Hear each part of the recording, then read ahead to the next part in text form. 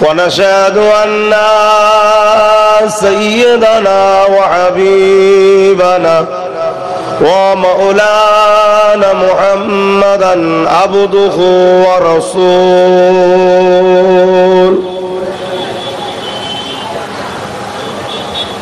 أما بعد فيا أيها الحاضرون رحمكم الله قال الله تعالى في كلام المجيد والفرقان الحميد إن الله وملائكته يصلون على النبي يا أيها الذين آمنوا صلوا عليه وسلموا تسليما اللهم صل على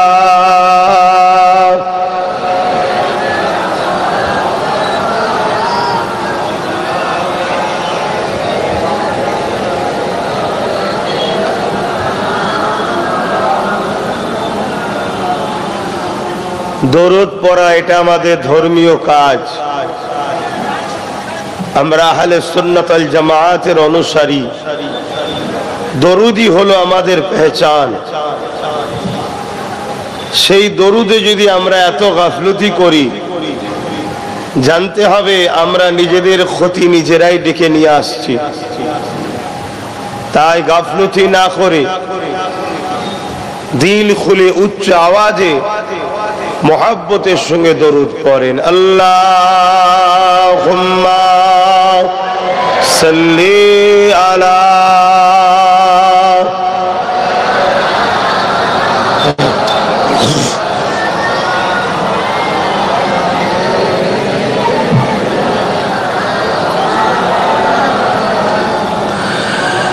मेरे आँखों की बुदली में जलवा मुहम्मद का, मेरे दिल के आईने में नक्शा है मुहम्मद का। कोई जन्नत में जाएगा, कोई दोज़ख में पहुंचे, मदीने की तरफ दौड़े दीवाना मुहम्मद का। अल्लाहुम्मा सल्ली अला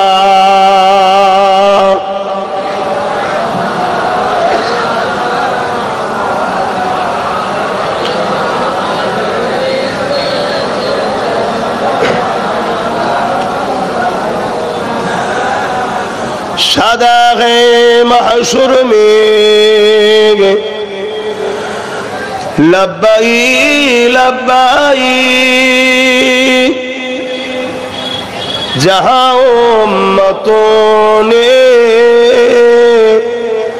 पुकारा मुहम्मद, हमें जानो दिल से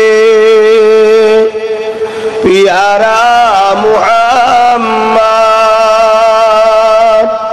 मुहम्मद के गमों है हमारा मुहम्मद। अल्लाहुम्मा सल्ली अला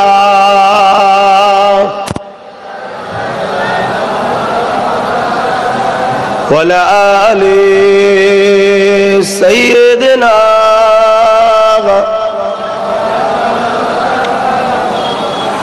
कलमे ला इलाहा इल्लल्लाह ला इलाहा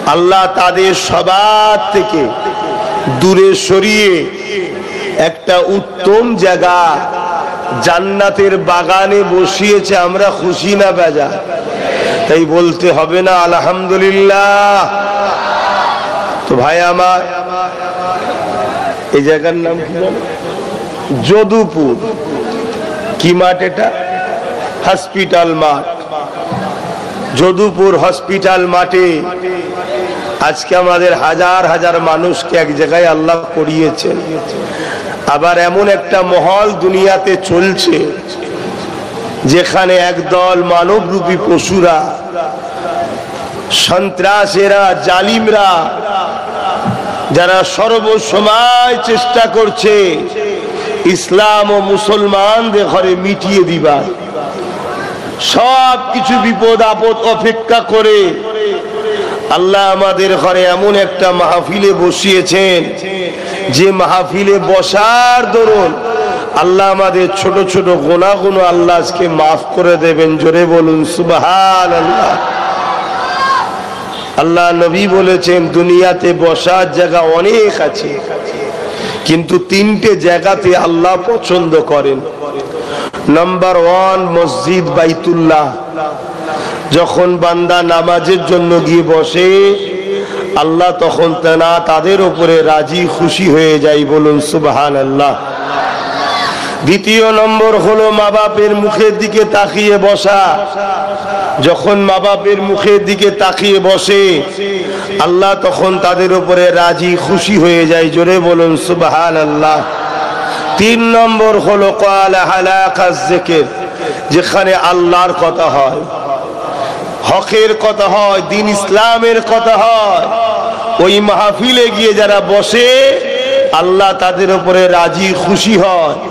এই মুহূর্তে আল্লাহ আমাদের উপরে রাজি ও খুশি হয়েছেন। জোরে বলুন সুবহানাল্লাহ। আরো জোরে বলুন সুবহানাল্লাহ।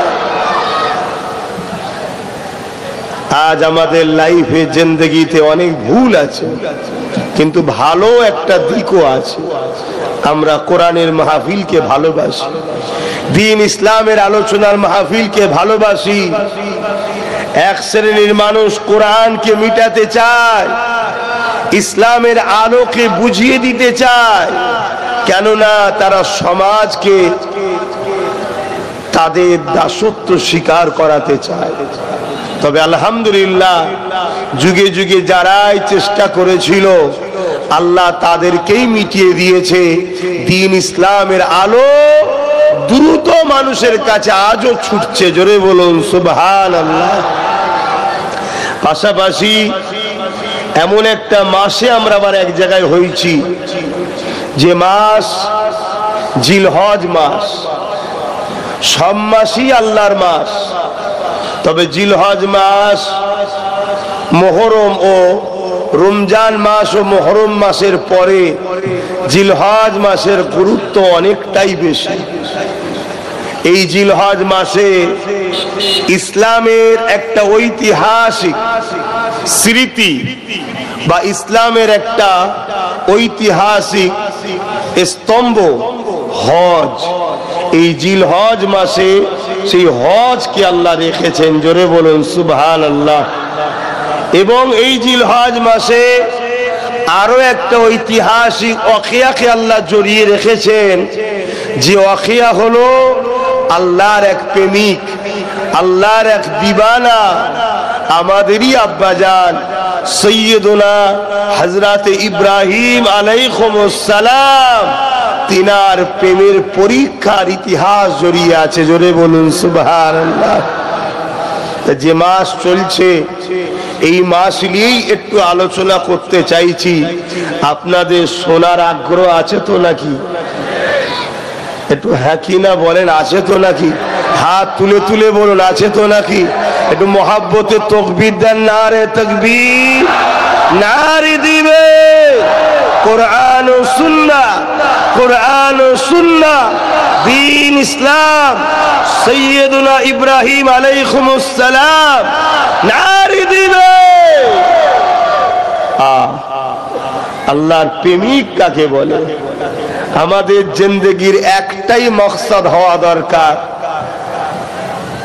যে জন্য আল্লাহ আমাদেরকে পাঠিয়েছে আল্লাহর প্রেমের পরীক্ষা দেওয়া। দুনিয়া হলো পরীক্ষার সেন্টার রুম, পরীক্ষার হল। এখানে আল্লাহ আমাদেরকে পাঠিয়েছে শুধুমাত্র একটা টেস্টের জন্য। তোমরা সব কিছুর উপরে আমাকে বেশি ভালোবাসো কিনা, সেই পরীক্ষার সেন্টার হলো এই দুনিয়া। অতএব আমাদের ঘরে এটাকে মাথায় রেখে চলা দরকার। বাপ মাকে ভালোবাসতে হবে, আল্লাহরই হুকুম। সন্তানদেরকে ভালোবাসতে হবে, স্বামী স্ত্রী মহব্বত ভালোবাসা হবে। দুনিয়াদারি কারবার ব্যবসা বাণিজ্য সব কিছুই করতে হবে, কিন্তু সব প্রেমে আল্লাহ ভুলে গেলে হবে না। সবটাকেই করতে হবে আল্লাহর রাজির জন্য করতে হবে। অতএব আমাদের মাকসাদ যেন একটাই থাকে, মান আহাব্বা লিল্লাহ ওয়া আবগাদা লিল্লাহ ওয়া আতা লিল্লাহ ওয়া মানআ লিল্লাহ ফাকাদ ইসতাকমালাল ঈমান। ভালোবাসবো কার জন্য? জবান খুলে খুলে ভালোবাসবো কার জন্য? তাহলে মা বাপকে ভালোবাসবো কার জন্য? বা স্ত্রী পরিবার সন্তানদের ভালোবাসবো কার জন্য? সব কিছুতেই ভালোবাসা হবে আল্লাহর জন্য, দুশ্মনী হবে আল্লাহর জন্য। কারোর সঙ্গে যদি দুশ্মনীও করতে হয় উদ্দেশ্য যেন আল্লাহ থাকে। কারোর সঙ্গে যদি আত্মীয়তা করতে হয় উদ্দেশ্য যেন আল্লাহ থাকে। কারো থেকে যদি সম্পর্ক দূরত্ব করতে হয় উদ্দেশ্য যেন আল্লাহ থাকে। এই রকম ব্যক্তি যারা, তারাই হলো সাকসেসফুল, তারাই ইমানের মজা পায়। জোরে বলুন সুবহানাল্লাহ। আমাদের জিন্দেগির মাকসাদ একটাই, আল্লাহ। আল্লাহ ভালোবাসবো আল্লাহর জন্য, দুশ্মনী আল্লাহর জন্য, আত্মীয়তা আল্লাহর জন্য, বিচ্ছেদ আল্লাহর জন্য, লড়াই আল্লাহর জন্য, ভালোবাসা বন্ধুত্ব আল্লাহর জন্য। সব কিছুর পিছনে আল্লাহ যেন থাকে। আমরা অনেকে বলি এগুলো এমনি এমনি। এই জিন্দেগিতে এমনি এমনি বলে কিছু নাই। কেন নিঃশ্বাসটা টানি আল্লাহর দয়াতে, নিঃশ্বাসটা ছাড়ি আল্লাহর দয়াতে। আমাদের মাকসাদ একটাই হবে, আল্লাহ। সকলে বলুন আল্লাহ। আল্লাহ, তবেই আমরা কামিয়াবি। লাখো মানুষ তো মারা যাচ্ছে, লাখো মানুষ তো আসছে। কামিয়াবি তারাই হতে পেরেছে, হচ্ছে যাদের দিল সবকিছু আল্লাহর জন্য করে। এটাই আমার দয়ার নবী জানিয়েছেন হাদিস পাকে। কিরকম মহব্বত করতে হবে সেই নিদর্শন 4500 বছর আগে আল্লাহর এক বান্দা সৈয়দুনা ইব্রাহিম আলাইহিস সালাম দেখিয়ে দিয়েছে যে প্রেম কাকে বলে, মালিককে। আমরা তো সবাই বলি আল্লাহকে ভালোবাসি, কিন্তু আমার আল্লাহ বলছে আমার ভালোবাসা তোরা যে করিস আর আমার ভালোবাসা আমার ইব্রাহিম কেমন করেছে দেখ। 4500 বছর আগের ঘটনা আল্লাহ আজও আমাদের কাছে স্মৃতি হিসাবে রেখে দিয়েছে। বলুন সুবহানাল্লাহ। অনেকটা বাধা বিঘ্ন হওয়ার পর যেমন মুসা আলাইহিস সালামের উপরে নমরুদের শিশুবেলা থেকে ফেরাউনের অত্যাচার ছিল, মুসা আলাইহিস সালামের উপরে যেভাবে ইব্রাহিম আলাইহিস সালামের উপরে শিশুবেলা থেকে নমরুদের অত্যাচার জুলুম ছিল, কিন্তু আল্লাহ যার পক্ষে থাকে দুনিয়ার কোনো ক্ষমতা তার কিছুই করতে পারে না।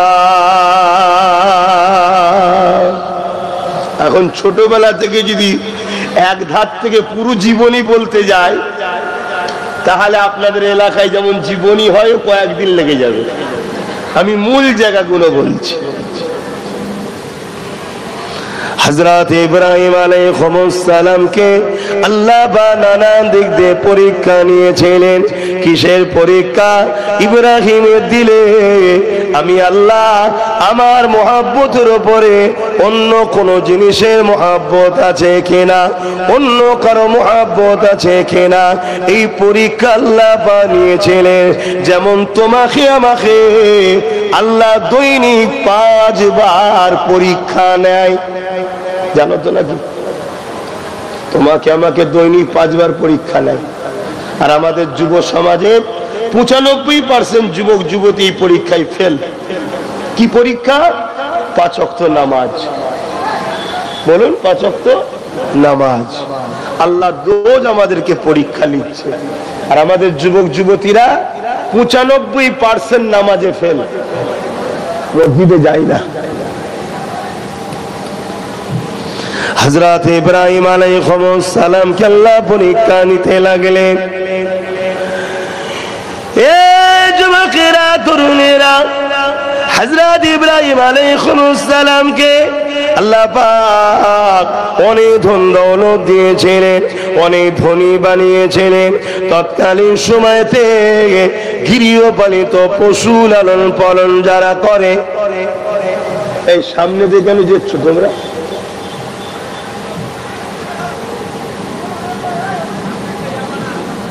বললাম না সে আদব ভক্তি সব কমে যাচ্ছে, এটাও বিয়াদবি। কেন এখানে আমি আমার আব্বার কথা বলতে আসিনি, এখানে কোরআন হাদিস আল্লাহর পিয়ারাদের কথা হবে। যারা পরিমাণ বিয়াদবি করলেও ইমান চলে যেতে পারে।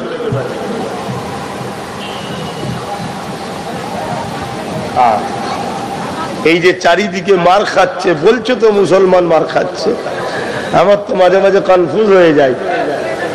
তাহলে আল্লাহ বলছেন মোমেনের হিফাজতের দায়িত্ব আমি নিয়েছি, মার খাই কি করে? বাপেরা, নওজোয়ান তরুণেরা, হযরত ইব্রাহিম আলাইহিস সালামকে আল্লাহ অনেক গৃহপালিত পশু দিয়েছেন। কোন কত কিতাবের মধ্যে রয়েছে 7 থেকে 8 হাজার গৃহপালিত পশু ছিল, তিনি লালন পালন করতেন। আল্লাহ বাতিনাকে অনেক জমিদারি ধনী বানিয়েছিলেন। এটা দেখে হযরত জিবরাইল আলাইহিস সালাম বলেছিলেন, ও রব্বি আল্লাহ, আপনি এমন একজনকে খলিল বলেছেন, বন্ধু বলেছেন, যে নাকি বড় দুনিয়াদার। কেননা ইব্রাহিম আলাইহিস সালাম এই গৃহপালিত পশুদেরকে লালন পালন করতেন, চরণভূমিতে ঘোরাতে নিয়ে যেতে, তাদের দেখাশোনা করতে। এই জন্য জিবরাইল আলাইহিস সালাম বলেছিলেন, আল্লাহ পাক ইব্রাহিম তো দুনিয়াদার, দুনিয়াদার। আমার আল্লাহ বলেছিলেন, জিবরাইল আমার বন্ধুকে তুমি দুনিয়াদার বলো না। ইব্রাহিমকে আমি আল্লাহ অনেক ধন দৌলত দিয়েছি ঠিকই, অনেক গৃহপালিত পশু দিয়েছি ঠিকই, অনেক জমিদারি দিয়েছি ঠিকই, কিন্তু মনে রেখো ইব্রাহিমের দিলেতে আমি আল্লাহ ছাড়া দ্বিতীয় কোনো কিছুই না।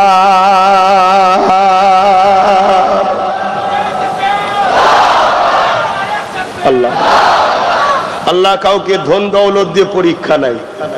ধনী হলে আমরা অনেকে আল্লাহ ভুলে যাই, ভাবছেন আমার টাকা আছে, গাড়ি আছে, বাড়ি আছে, পদ আছে, আমার আবার আল্লাহ কি দরকার? আরে বোকা, তোকে আল্লাহ দিয়ে পরীক্ষা নিল, এই পরীক্ষায় তুই ফেল হয়ে গেলি। অনেককে আবার গরিব করে আল্লাহ পরীক্ষা নেয়, অভাব দেয়, অনটন দেয়, দেখি বান্দা একটু কষ্ট পেয়েও আমার ফাইসাল্লাহর উপরে রাজি থাকে কিনা। হযরতে খাতুনে জান্নাত ফাতেমা জাহরা রাদিয়াল্লাহু তাআলা আনহা, যিনি জান্নাতি নারীদের সরদার, ইনি, জোরে বলুন সুবহানাল্লাহ। এমনও দিন গেছে কয়েক সপ্তাহ ওনার বাড়িতে খাওয়া হতো না, ভাবতে পারছেন? অথচ তিনার আব্বা দোনো জাহানের সুলতান নবী মোহাম্মদ রাসূলুল্লাহ, জোরে বলুন সুবহানাল্লাহ। দোনো জাহানের সুলতান তিনি, আর তিনার কন্যার বাড়িতে কয়েক সপ্তাহ খাওয়া হয় না। হযরত আলী হুজুর যখন মন খারাপ করতেন, হযরতে খাতুনে জান্নাত তখন স্বামীকে বলতেন, আমার প্রাণের স্বামী, মন খারাপ করছেন কেন? আল্লাহ যদি ফাতেমাকে না খাইয়ে খুশি হয়, তা আমি ফাতেমা আল্লাহর খুশির জন্য না খেয়ে কেন থাকতে পারবো না? জোরে বলুন সুবহানাল্লাহ। ঈমান কাকে বলে? আর আজকে আমাদের অবস্থা কি? হযরত ইব্রাহিম আলাইহিস সালামকে আল্লাহ অনেক কিছু দিয়েছে, দিয়ে বলছে জিবরাইল আমার ইব্রাহিমের এত কিছু দেখে দুনিয়াদার বলো না, আমার ইব্রাহিমের আছে তো কি হয়েছে, আমার ইব্রাহিম এসবের দিকে কোনো ভ্রুক্ষেপ নাই, এসবের উপরে কোনো মায়া দরদ নাই। ইব্রাহিমের দিলে শুধু আমি আল্লাহ আমার প্রেম ভালোবাসা আছে। জোরে বলুন সুবহানাল্লাহ। এই জিবরাইল তুমি পরীক্ষা নিতে চাও? জি আল্লাহ নিতে চাই, যাও। মানুষের সুরাত ধরে, ইনসানিয়াতের সুরাত ধরে ইব্রাহিমের ঘরের সামনে দিয়ে যাবে, আর যাবার সময় বলবে আল্লাহ। জিবরাইল সাল্লাম জিজ্ঞেস করছেন আল্লাহ এইটুকু শুধু আল্লাহ বলাতে কি পরীক্ষা আছে? বলছে যাও তো দেখো তো। হযরত জিবরাইল আলাইহিস সালাম চলে আসলেন। হযরত ইব্রাহিম আলাইহিস সালামের ঘরের সামনে দিয়ে যাচ্ছে, মানুষের সুরাত ধরে এসেছে, যেতে যেতে একবার জবান দিয়ে বলে উঠলেন আল্লাহ। এ যুবকেরা, তরুণীরা, বাপেরা, আজ 2-5 ওয়াক্ত মুয়াজ্জিন মসজিদে বলে আল্লাহু আকবার, আল্লাহু আকবার। আমরা লাখো লাখো যুবক যুবতীরা বিভিন্ন কাজে আড্ডা দিয়ে বেড়ায়, একবারও খেয়াল করলাম না কে ডাক দিল, কে আমার রবের ডাক দিল, কে জন্য ডাক দিল, এই জন্য আমাদের কি কাজ আছে ভুলে গেলাম। আমরা আমাদের আড্ডার জিন্দেগি, আমরা আমাদের দুনিয়াবি জিন্দেগি, আমরা আমাদের লোভ লালসার জিন্দেগিতে আর মুয়াজ্জিনের আযানের ডাকে কোন রকম ভাবে সাড়াও দিলাম না। কিন্তু জিবরাইল আলাইহিস সালাম ওই রাস্তা দিয়ে যেতে যেতে একবার যখন বলেছেন আল্লাহ, সঙ্গে সঙ্গে ইব্রাহিম আলাইহিস সালাম নিজের ঘর থেকে বেরিয়ে এসে অমনি ডাক দিয়ে বলতে লাগলে, এ আল্লাহ পাকের বান্দারে, কে আমার রবকে ডাক দিল, কে আমার মালিককে ডাক দিল, কে আমার আল্লাহকে ডাকলো? হযরত জিবরাইল আলাইহিস সালাম বলেছিলেন কেন আমি দেখেছি। হযরত ইব্রাহিম আলাইহিস সালাম বলতে লাগলে, আর একবার তুমি আমার রবের নামটা নাও। হযরত জিবরাইল আলাইহিস সালাম বলেছিলেন কেন আপনার কথাই নেব, আমার যখন ইচ্ছা যাবে আমি তখন নেব, আমার যখন মন যাবে আমি তখন নেব। হযরত জিবরাইল আলাইহিস সালামকে হযরত ইব্রাহিম আলাইহিস সালাম বলেছিলেন, এ আল্লাহ পাকের বান্দা রে, আর একবার যদি তুমি আমার রবের নাম লাও, এর বিনিময়ে আমি তোমাকে অনেক নজরানা তোফা দেব। কি দেবেন? আমার অনেক গৃহপালিত পশু রয়েছে, একবার যদি আমার রবের নাম লাও, এই নাম লিয়ার কারণে আমি তোমাকে আমার গৃহপালিত পশুর মধ্যে থেকে অর্ধেক পশু দিয়ে দেব। আরো জোরে বলুন সুবহান। ইব্রাহিম সাল্লামের এই কথা শুনে জিবরাইল ভাবতে লেগেছে, আল্লাহ আমি কাকে দুনিয়াদার বললাম? একবার আল্লাহর নাম নিলে অর্ধেক গৃহপালিত পশু দিয়ে দেবে। ভাবতে পারছেন?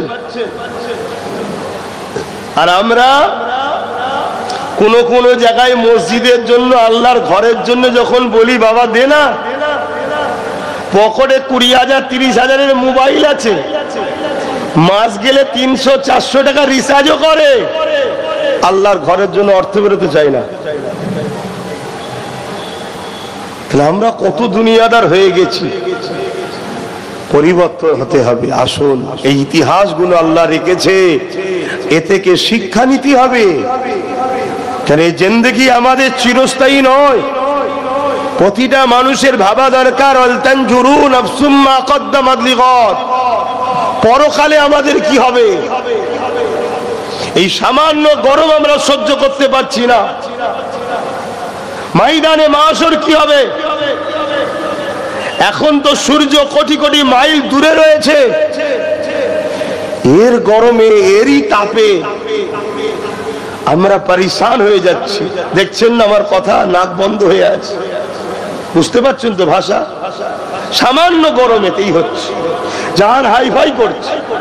একটু পাখা সরে গেলেই মাথা গরম হয়ে যাচ্ছে, একটু থাকা যাচ্ছে না হাওয়া ছাড়া। আর সেদিন কি হবে?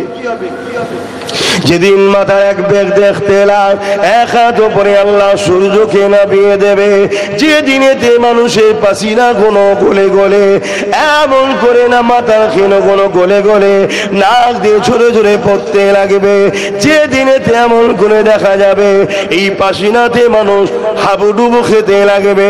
এ যুবকেরা, তরুণেরা, বাপেরা, যে দিনেতে দেখা যাবে মানুষ নিজেদের পরিবার, আত্মীয় স্বজনের মধ্যে যার উপরে যা জোর চলবে তাকে জমিনে শুইয়ে দিয়ে তার বুকের উপরে পা দিয়ে দাঁড়িয়ে যাবে। সূর্যের তাপ এত বেড়ে যাবে, মানুষের সূর্যের তাপে এই জমিনটা লোহা যেমন গরম হয়ে লাল হয়ে যায়, ওই রকম লাল হয়ে যাবে।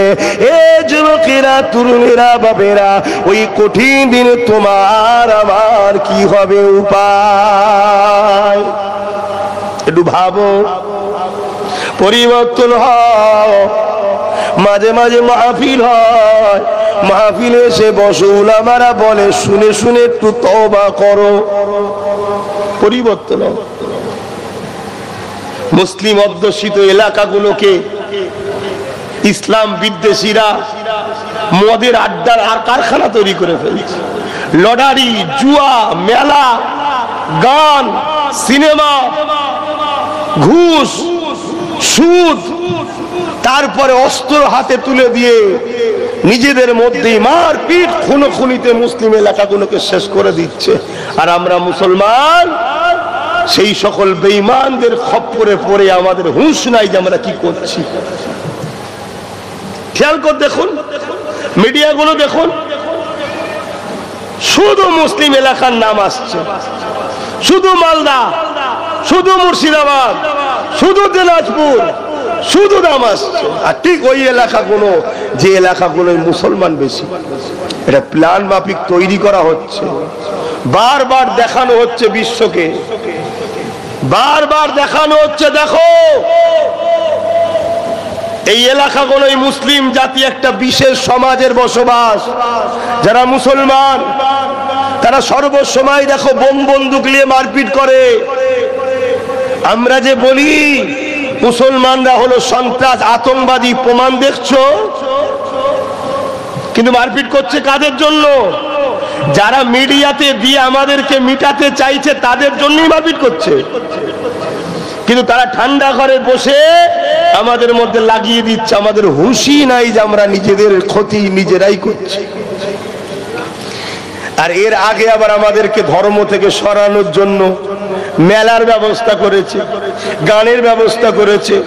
মুসলিম এলাকায় গুলো দেখুন সুদের কারখানা, মদের আড্ডার জায়গা, পতিতালয়, কি না নোংরা জায়গা করছে। কেন?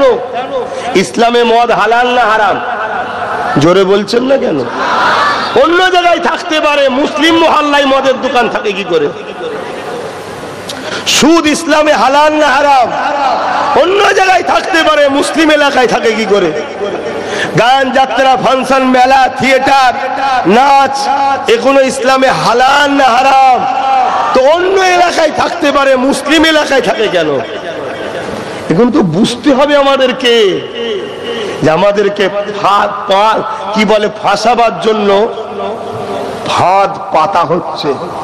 কিন্তু আমাদের যুবক বুঝবে, আমাদের যুবক ওতে খুব আনন্দ। তোমাদের এই আনন্দতে তোমাদের সব হারা হচ্ছে, সব হারা, সব হারা হতে হতে এবারে একটা আইন তৈরি হয়েছে, মসজিদ, মাদ্রাসা, কবরস্থান, ঈদগাহ, খানকা সব যাচ্ছে, সব যাচ্ছে। আমি বিগত 10 বছর ধরে বুঝিয়ে আসছি যে ওয়াকাফ যাচ্ছে, সংগঠিত হও, আন্দোলন করো, পাওয়ার তৈরি করো, ওয়াকাফকে বাঁচাতে হবে। আমারই কওমের একদল আলেম উলামা মুসলমান, আমারই কওমের আমাকে কত গালিগালাজ করেছে, সমালোচনা করেছে।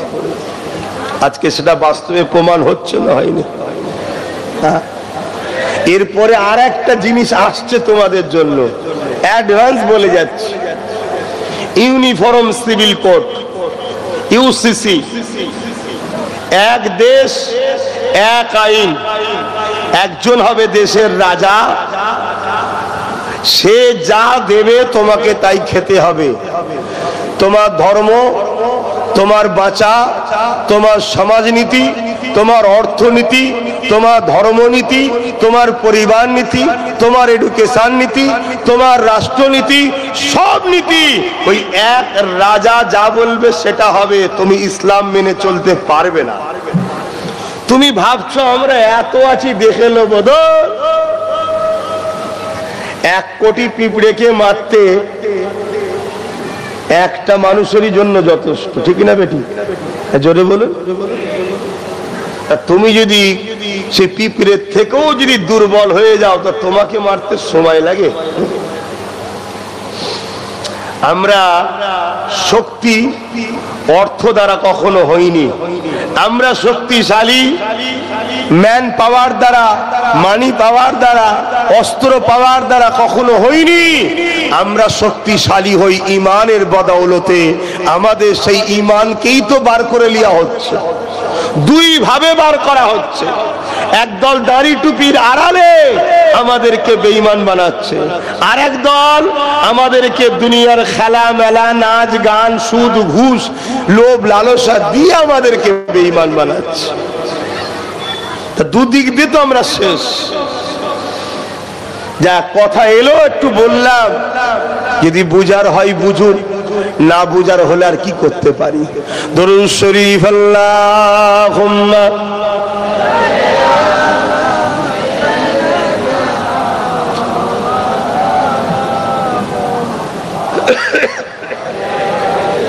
ও বাবারে, বাপেরা, নওজওয়ান তরুণেরা, এ নবী পাকের প্রেমিকেরা, হযরত সাইয়্যিদুনা ইব্রাহিম আলাইহিস সালাম যখন ওই হযরত জিবরাইল আলাইহিস সালাম তখন মানুষের সুরাত ধরে এসেছিল, তিনাকে বলতে লাগলো, ও আল্লাহ পাকের বান্দারে, আমি ওয়াদা করেছিলাম আমার গৃহপালিত পশু থেকে আপনাকে দিয়ে দিলাম।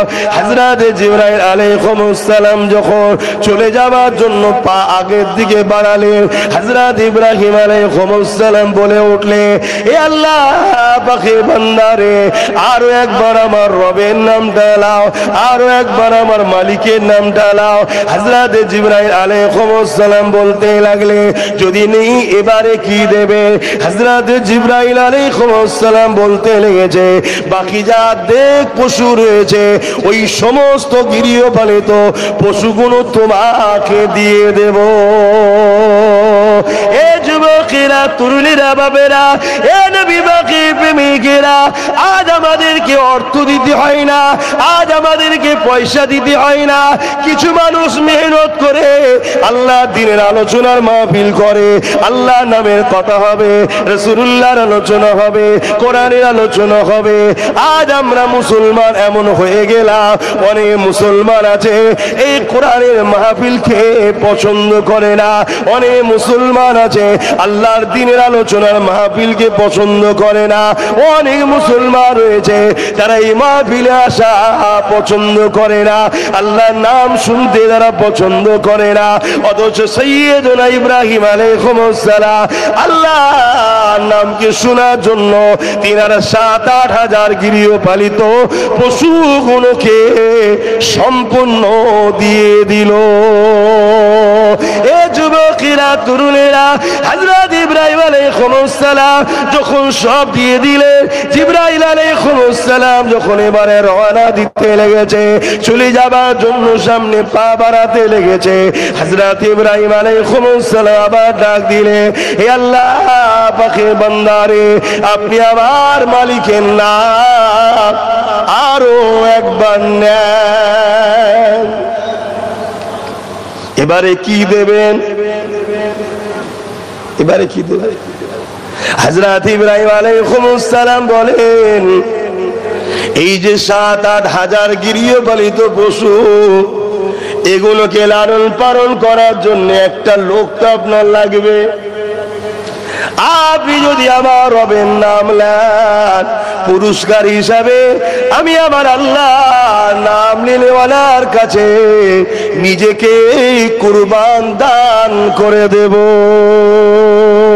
আরো জোরে বলুন সুবহান আল্লাহ। আর আমার কওমের ছেলেরা খারাপ লিখছেন নাকি? বারবার একটু ভুল ধরিয়ে দিচ্ছি, খারাপ লিখছেন? আর আমার কওমের ভাইরা আল্লাহর নাম লেনেওয়ালা আলেমদের কাছে নিজেকে কুরবান করছে না। যারা আল্লাহ বিরোধী, নবী বিরোধী, সমাজ বিরোধী, মানবতা বিরোধী, তাদের জন্য আমাদের ছেলেরা লড়াই করছে, মারপিট করছে। কি গো, আমার বলা কি ভুল হচ্ছে? তাহলে আমরা কত দূর চলে গেছি দেখুন। আর এই দূরে চলে যাওয়ার জন্যই আমরা পাওনা আজকে লাঞ্ছিত হচ্ছি, অপমানিত হচ্ছি, পদদলিত হচ্ছি, বেউজ্জতি হচ্ছি। যাদেরকে আপন মনে করে গেছি তারাই পিছন থেকে আমাদেরকে সর্বদিক দিয়ে মিটাচ্ছে। শিক্ষাতেও মিটাচ্ছে, কর্মসংস্থানও মিটাচ্ছে, স্বাস্থ্যের দিক দিয়েও মিটাচ্ছে, অধিকারের দিক দিয়েও মিটাচ্ছে, স্বাধীনতার দিক দিয়েও মিটাচ্ছে, বাক স্বাধীনতাতেও মিটাচ্ছে, এখন ধর্মীয় স্বাধীনতার উপর হস্তক্ষেপ করেছে। এখনো সময় আছে, এখনো সময় আছে। রাসূলে পাক সাল্লাল্লাহু আলাইহি সাল্লাম বললেন, হে আমার উম্মতেরা, হে আমার মাননেওয়ালারা, আমি রাসূল তোমাদেরকে জানিয়ে যাই, তোমরা কুরাইশের নেতৃত্ব মানবে। কার? কুরাইশ। আমরা কুরাইশের নেতৃত্ব দূরের কথা, কোন সাধারণ মোল্লা মৌলভী সাহেবের নেতৃত্ব দূরের কথা, আমরা নেতৃত্ব মানছি সমাজের যত অখাদ্য কীট পতঙ্গ থেকেও খারাপ ওই বদমাইশদের সব নেতৃত্ব মেনে চলি। হায় হায় হায় হায়, একবারও আমরা ভাবি না যে আমারও মৃত্যু অপেক্ষা করছে। আমার নওজওয়ানেরা বারবার পরিবর্তন হবার জন্য ডাকছি।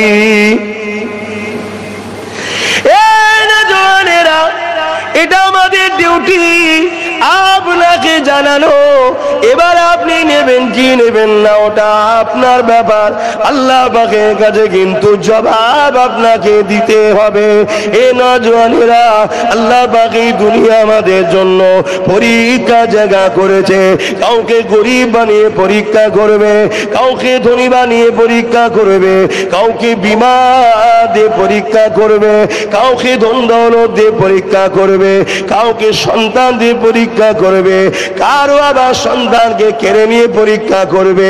মনে রাখবেন, আপনি জিহালি থাকেন না কেন, আপনার জিন্দগির একটাই মাকসাদ হবে, আমার স্রষ্টাকে আমাকে রাজি করতে হবে।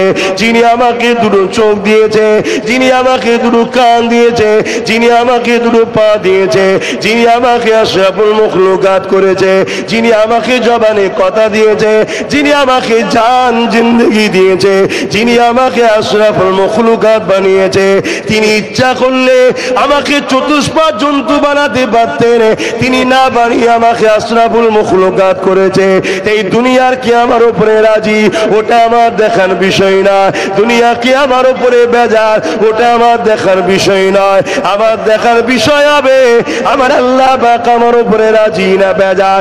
আল্লাহ যদি বেজার হয় ওই কাজ আমাদেরকে করলে চলবে না, আল্লাহ যদি রাজি হয় ওই কাজ আমাদেরকে করতে হবে। এবারে আল্লাহকে রাজি করতে গিয়ে সেদিন যেমন নমরুদ রেগে গিয়েছিল ইব্রাহিম নবীর উপরে, সেদিন যেমন ফিরাউন রেগে গিয়েছিল মুসা নবীর উপরে, সেদিন যেমন রেগে গিয়েছিল আবু জেহেল উতবা সাইবা নবী সাহাবাদের উপরে, সেদিন যেমন রেগে গিয়েছিল হতভাগা আকবর মুজাহিদ আল পেসানির উপরে, তাই দুনিয়ার জমিনের কে আপনার উপরে রাগ করছে ওটা আপনাকে দেখলে চলবে না। আপনাকে একটা জিনিস দেখতে হবে, আমি আমার জীবন দিতেও রাজি আছি, আমি আমার স্রষ্টাকে নারাজ করতে রাজি নয়, আমি আমার জীবনের সব কিছু দিতে রাজি আছি, আমার খালেক, আমার মালিক, আমার আল্লাহকে আমি নারাজ করতে রাজি নয়। আরে আমাদের জিন্দগিটা কেমন, আর সাহাবাদের জিন্দগিটা কেমন ছিল। হযরতে বেলালকে যখন উমাইয়া জিজ্ঞাসা করতে লেগেছে, এ বেলাল রে, শুনলাম নাকি তুমি মুহাম্মাদের দ্বীনকে মেনে নিয়েছো, আল্লাহকে আল্লাহ বলে মুহাম্মদ রাসূলকে রাসূল বলে মেনে নিয়েছো। এ বেলাল, শুনলাম নাকি তুমি আমাদের দলটা ছেড়ে দিয়েছো। ওই সময় বেলাল হুজুর চিন্তা করতে লাগলো, আমি যদি বলি সত্য কথা, এই উমাইয়া জালিম আমাকে মেরে ফেলবে, এ আমাকে জানে মেরে দেবে, এ আমার উপরে অনেক জুলুম করবে।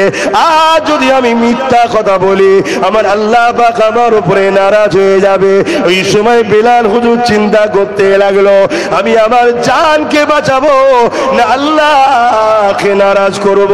বেলাল হুজুর ফাইসাল্লা করে নিল, এই জান তো একদিন চলে যাবে, কিন্তু আল্লাহকে নারাজ করা যাবে না। তাই জান যাই যা, আমার আল্লাহকে আমি নারাজ করব না। তাই বেলাল হুজুর উমাইয়ার সামনে কালেমা পড়তে লেগেছে, আশহাদু আল্লাহ ইলাহা ইল্লাল্লাহু ওয়া আশহাদু আন্না মুহাম্মাদা আবদুহু ওয়া রাসূলুহু। এ উমাইয়া, শুনে রেখে দাও, আমি আল্লাহকে আল্লাহ বলে, মুহাম্মদ রাসূলকে রাসূল বলে ঈমানের কালেমা পড়ে নিয়ে মুসলমান হয়ে গেছি। আরো জোরে বলুন সুবহান।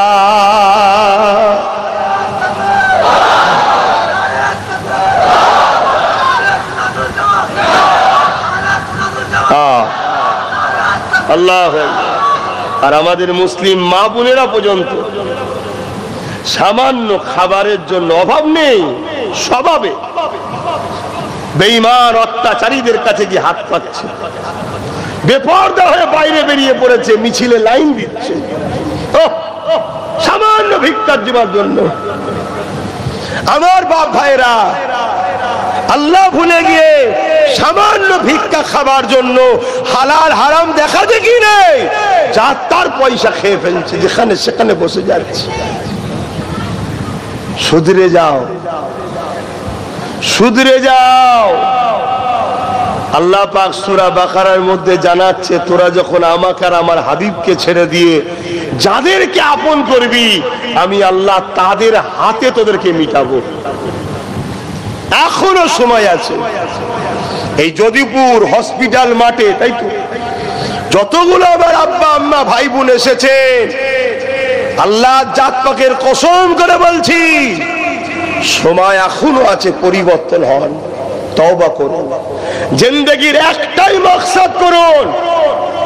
আমার একজনই লিডার, উঠা বসা শোয়া খাওয়া চাল চলন নিঃশ্বাস টানা নিঃশ্বাস ছাড়াতে একজনকে আমি ফলো করব, তিনি হলেন মুহাম্মদুর রাসূল। জোরে বলুন সুবহানাল্লাহ। আর তিনাকে লিডার আল্লাহ বানিয়েছেন, তিনি যেভাবে আমাদেরকে চলতে বলেছেন, আমরা সেভাবে চলে আমাদের মাকসাদ হবে আল্লাহকে রাজি করা।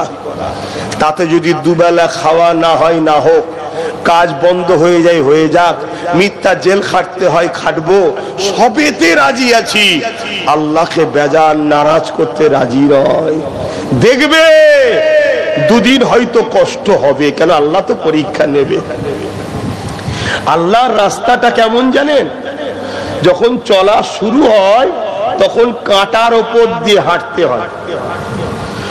চলা শুরুটা কাঁটার ওপর দিয়ে হাঁটতে হয়, কিন্তু কিছুটা যাবার পরে ওই রাস্তা শান্তি আর শান্তি ফুল বিছানো থাকে। জোরে বলুন সুবহানাল্লাহ। আর শয়তানের রাস্তাটা কেমন জানেন?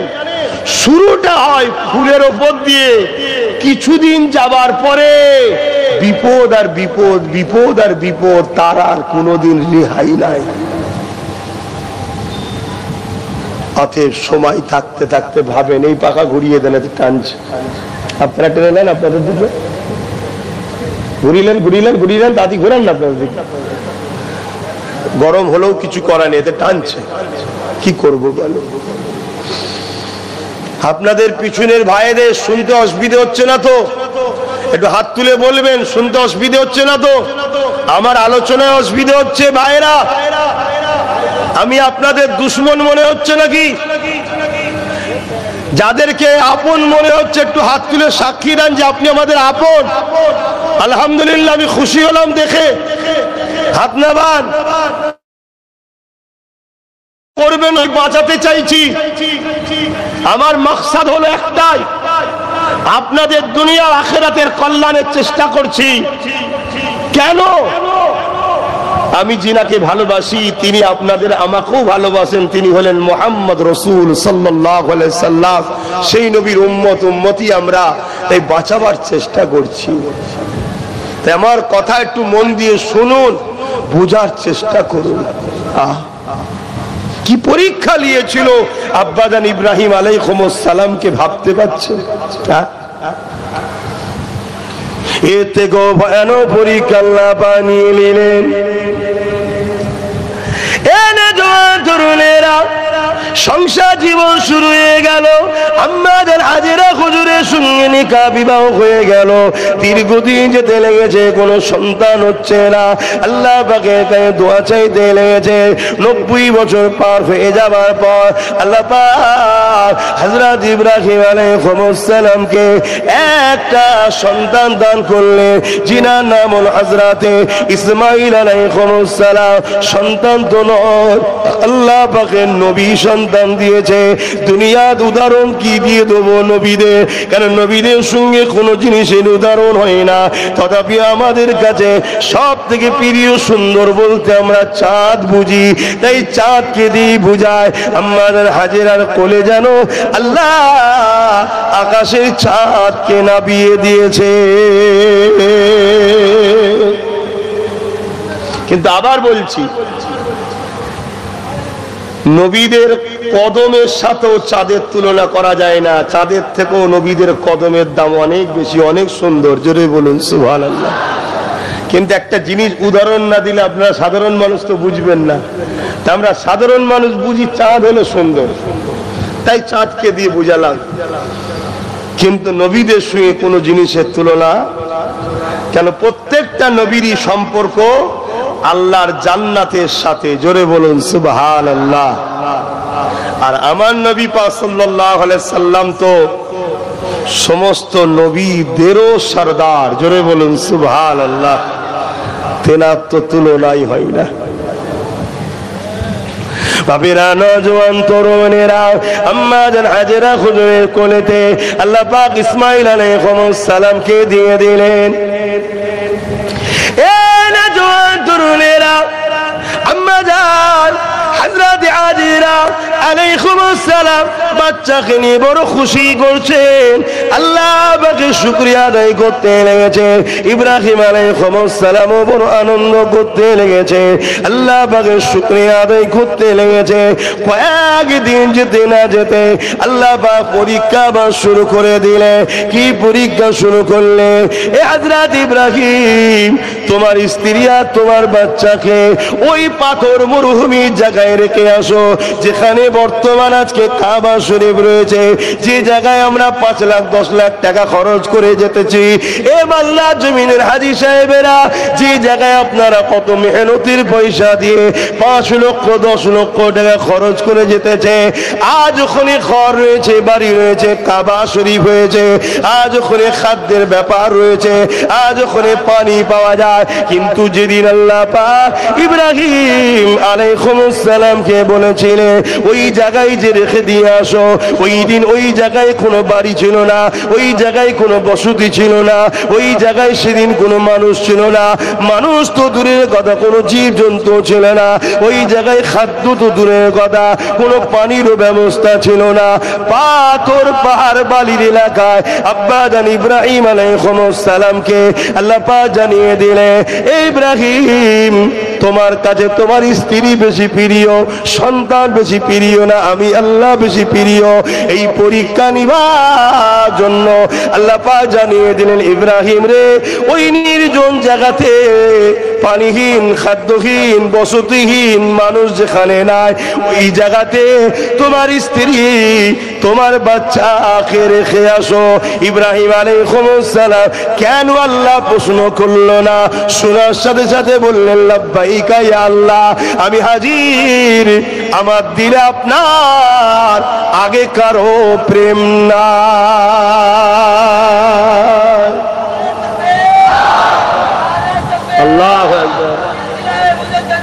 জিন্দাবাদ জিন্দাবাদ, আল্লাহু আকবার। ভাবুন তো, আমরা আমাদের সন্তানকে নানির বাড়ি রেখে আসতে চাই? বলেন, সন্তানের নানির বাড়ি রাখতে চাই? সবসময় সামনে রাখতে চাই। আমরা আমাদের পরিবারকে চোখের আড়ালে রাখতে চাই না, কাছে রাখতে চাই।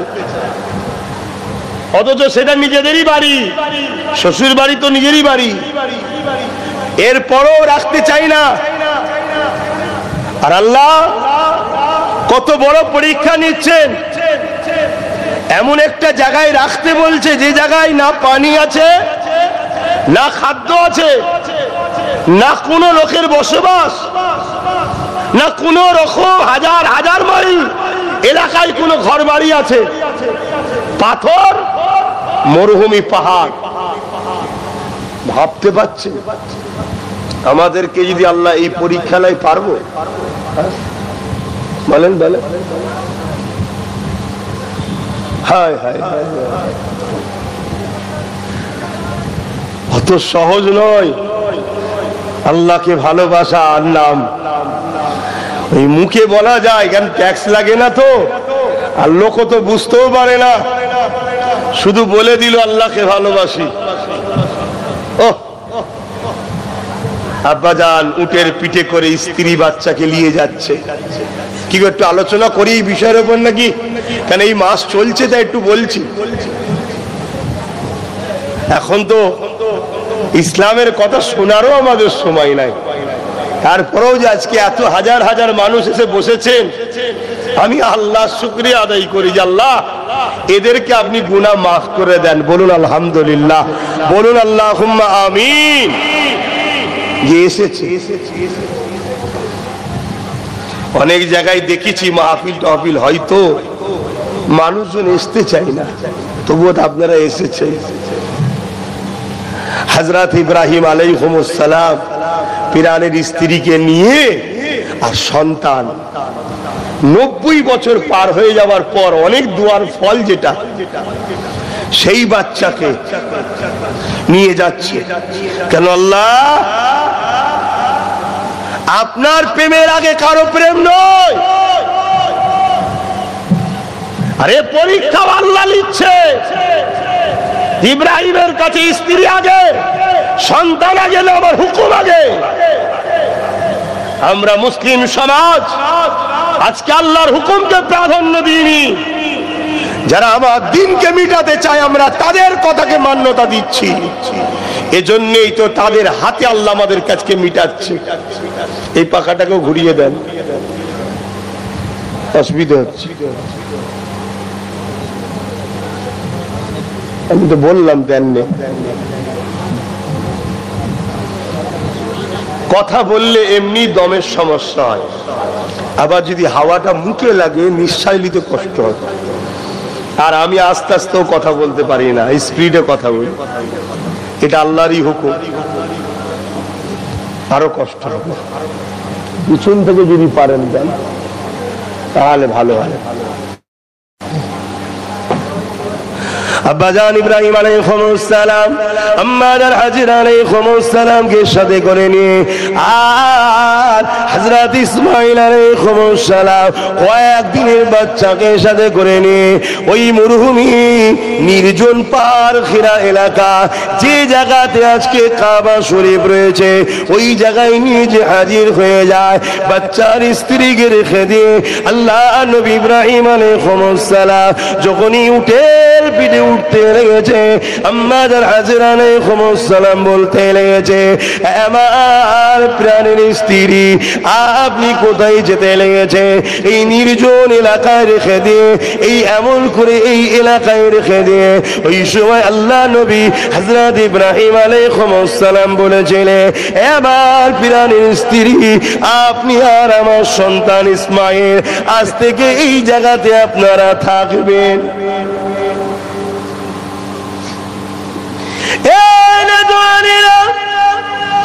এই পরীক্ষাটা শুধু ইব্রাহিম আলাইহিস সালামের নয়, এই পরীক্ষাটা আম্মা হাজেরারও ছিল।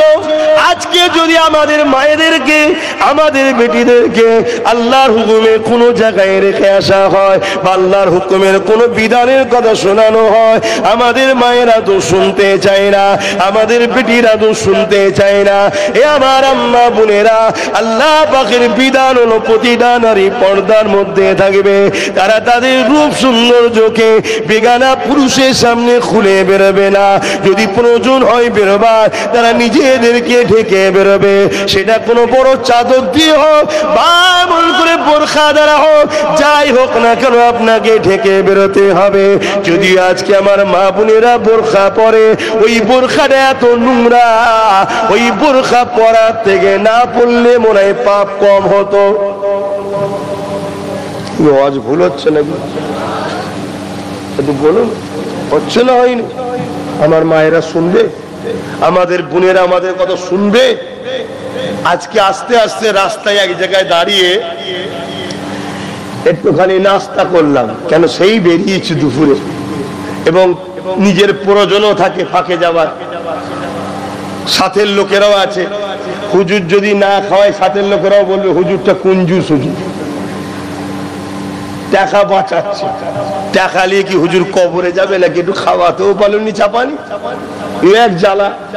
তো যাই হোক, তা নেবেছি নাবার পরে বসে আছি, 5-6টা হালকা বয়সের হবে, 12, 13, 14 বছরের মেয়ে হবে, 5-6টা পুরুষ, তাদের সাথে কেউ নেই। মোবাইলে জোরে জোরে গান চালাচ্ছে, আবার মাঝে মাঝে ঘুরে ঘুরে আমায় দেখছে, কারণ আমার মাথায় টুপি বড় জুব্বা তো, হুজুর মানুষটা কিছু বলছে কিনা। আমি শুধু একটাই কথা বলেছি, আল্লাহ যা করে ঠিকই করে, মুসলমান যে মার খাচ্ছে খাবার সময় হয়েছে, আমি এতটুকু বলেছি, এর বেশি কিছু বলিনি। কেন গাল বেরিয়ে জুতো খেতে ইসলাম শিখাইনি, শুনছেন তো নাকি? সব জায়গায় ধর্মের কথা, দিনের কথা শোনাতেও ইসলাম নিষেধ করেছে। যখন তোমার কথা কেউ নেবে না, তার কাছে তোমাকে দিন শোনাতে হবে না, কেন তাহলে দিনটা হকারি টাইপের হয়ে যাবে। দিনের গুরুত্ব আছে না নয়? হ্যাঁ, যেমন আমাদের সমাজে হকারি দিন প্রচারক বেরিয়েছে, যেরকম হকারি টাইপের হয়ে যাবে। তা আমি যেটা বুঝাতে চাইছি, তাহলে সমাজ কোথায়? ওইটুকু বাচ্চা বাচ্চা মেয়ে 5-6 জন, তাদের সঙ্গে ছোট ছোট আছে, আবার পুরুষ তো কেউ নাই, আবার তারা মোবাইলে জোরে জোরে গান চালাচ্ছে, আবার ফিক ফিক করে হেসে হেসে হুজুরটাকে দেখছে, মৌলী সাহেবটা কিছু বলছে নাকি। কাল যদি এদের ওপরে 2-4টে পশু ঝাঁপিয়ে পড়ে ছিন্ন বিচ্ছিন্ন করে দেয় ইজ্জত গুলো নিয়ে, তখন তো আমরা রাস্তায় নেমে আন্দোলন করবো। কিন্তু বলেন, এরা কি ছিন্ন বিচ্ছিন্ন হওয়ার পাওনাদার নয়? কথা বলেন। ওহ, সমাজ কোথায় যাচ্ছে? একটা মুসলিম মেয়েরা ফটো তুলে ফেসবুকে ছাড়ছে। এ আমার বোনেরা, দূরে কাছে সোশ্যাল মিডিয়ায় সেখানেই শুনছো। কাল তো হতে পারে তোমার 5টা সন্তান কি একটা সন্তান যদি আল্লাহ দেয়, আর সন্তানটা যদি কোনোদিন বাই চান্স যদি হাফেজ আলেম হয়েও যায়, তোমার এই ফেসবুকের ছবিটা তো রয়ে যাবে। মৌলী সাহেব ছেলেকে তো বলবে, এই দেখ তোর মায়ের ছবি, এই দেখ ফেসবুকে ঘুরছে। তোমার জন্য তোমার বাচ্চার মাথাটা হ্যাট হবে না? হবে না? হ্যাঁ, তোমার তো আখেরাত যা হচ্ছে হচ্ছে, তোমার জন্য তোমার বাচ্চাটার কি হলো? একটু বোঝেন, এ দুনিয়া রং তামাশাই নেচে লাভ নেই। শুনেছি আমেরিকা নাকি খুব মডার্ন, শুনেছি আমেরিকা নাকি বড় অর্থশালী দেশ, শুনেছি নাকি আমেরিকা সুপার পাওয়ার, শুনেছি নাকি আমেরিকা পৃথিবীর দাদা, শুনেছি নাকি আমেরিকাতে অনেক অর্থ আছে, আমেরিকার লোকেরা নাকি গরিব নয়। শুনেছি, এটাও শুনেছি আমেরিকাতে প্রতি 1 সেকেন্ডে রেপ হয়, খুন হয়, আমেরিকাতে ডিভোর্সকে রুখা যাচ্ছে না, আমেরিকাতে খুনকে রুখা যাচ্ছে না, আমেরিকাতে দুর্নীতি রুখা যাচ্ছে না, আমেরিকাতে রেপ রুখা যাচ্ছে না, এটাও শুনেছি। কিন্তু শুনে রাখো, আমার মদিনাওয়ালা মহান শহর মদিনা শরীফ, সেখানেও ধনী সবাই, কিন্তু কোনোদিন কোন নারী ইফতিজিংও হয়নি, রেপ তো অনেক দূরের কথা। জোরে বলুন সুবহানাল্লাহ, আরো বলুন সুবহানাল্লাহ। অতএব রসুলের আদর্শের বাইরে যেও না, নবীর আদর্শের বিকল্প কিছু নাই।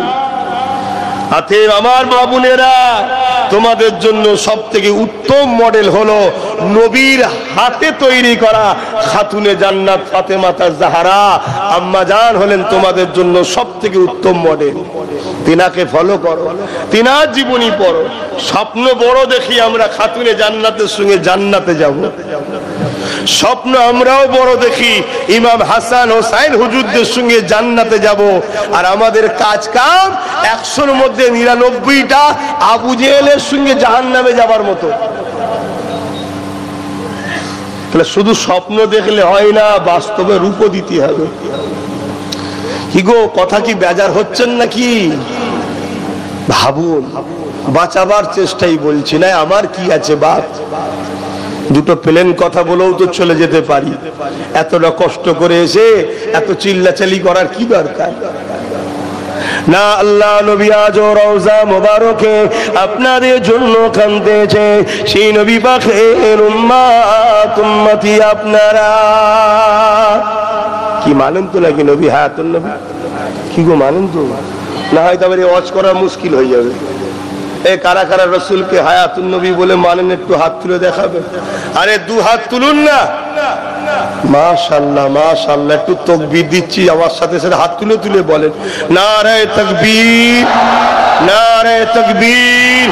কুরআন ও সুন্নাহ, কুরআন ও সুন্নাহ, হায়াতুন নবী, হায়াতুন নবী, হায়াতুন নবী। না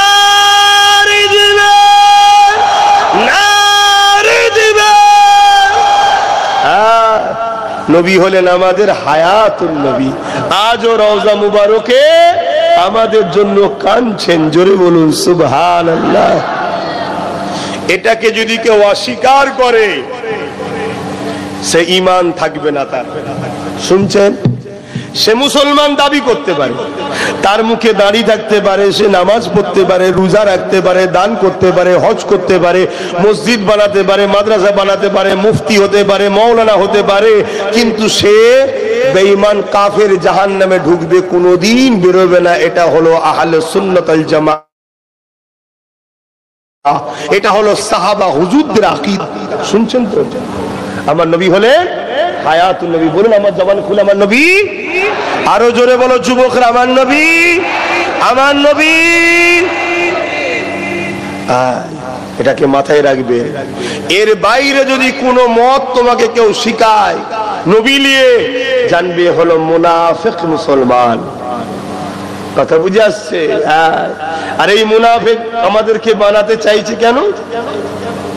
যতদিন আমাদের ঈমান আছে, সে আমেরিকা হোক আর নরেন্দ্র দামোদর মোদি হোক, বাই চ্যালেঞ্জ বলে যাচ্ছি, আমাদেরকে মিটাতে কোনোদিন পারবে না।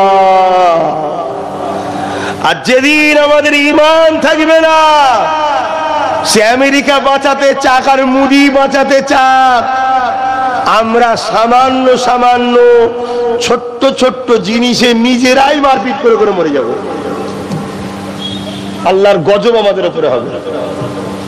এজন্য যারা আমাদেরকে মিটাতে চাইছে, তারা আমাদের ঘরে এই মুনাফিকদের দিয়ে আমাদেরকে নামাজ দেয়, দাড়ি দেয়, টুপি দেয়, রোজা দেয়, হজ দেয়, সব দেয়, কিন্তু টুক করে কেড়ে নিচ্ছে রসুল মরা নবী।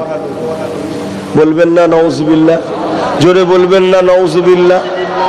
আরে শহীদরা যদি জিন্দা থাকতে পারে, শহীদরা তো জিন্দা মুহাম্মদ রাসূলের গোলামির জন্য।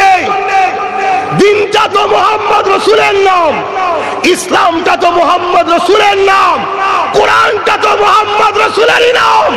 আমার নবীর লাইফ স্টাইলটা হলো কোরআন। জোরে বলুন সুবহানাল্লাহ।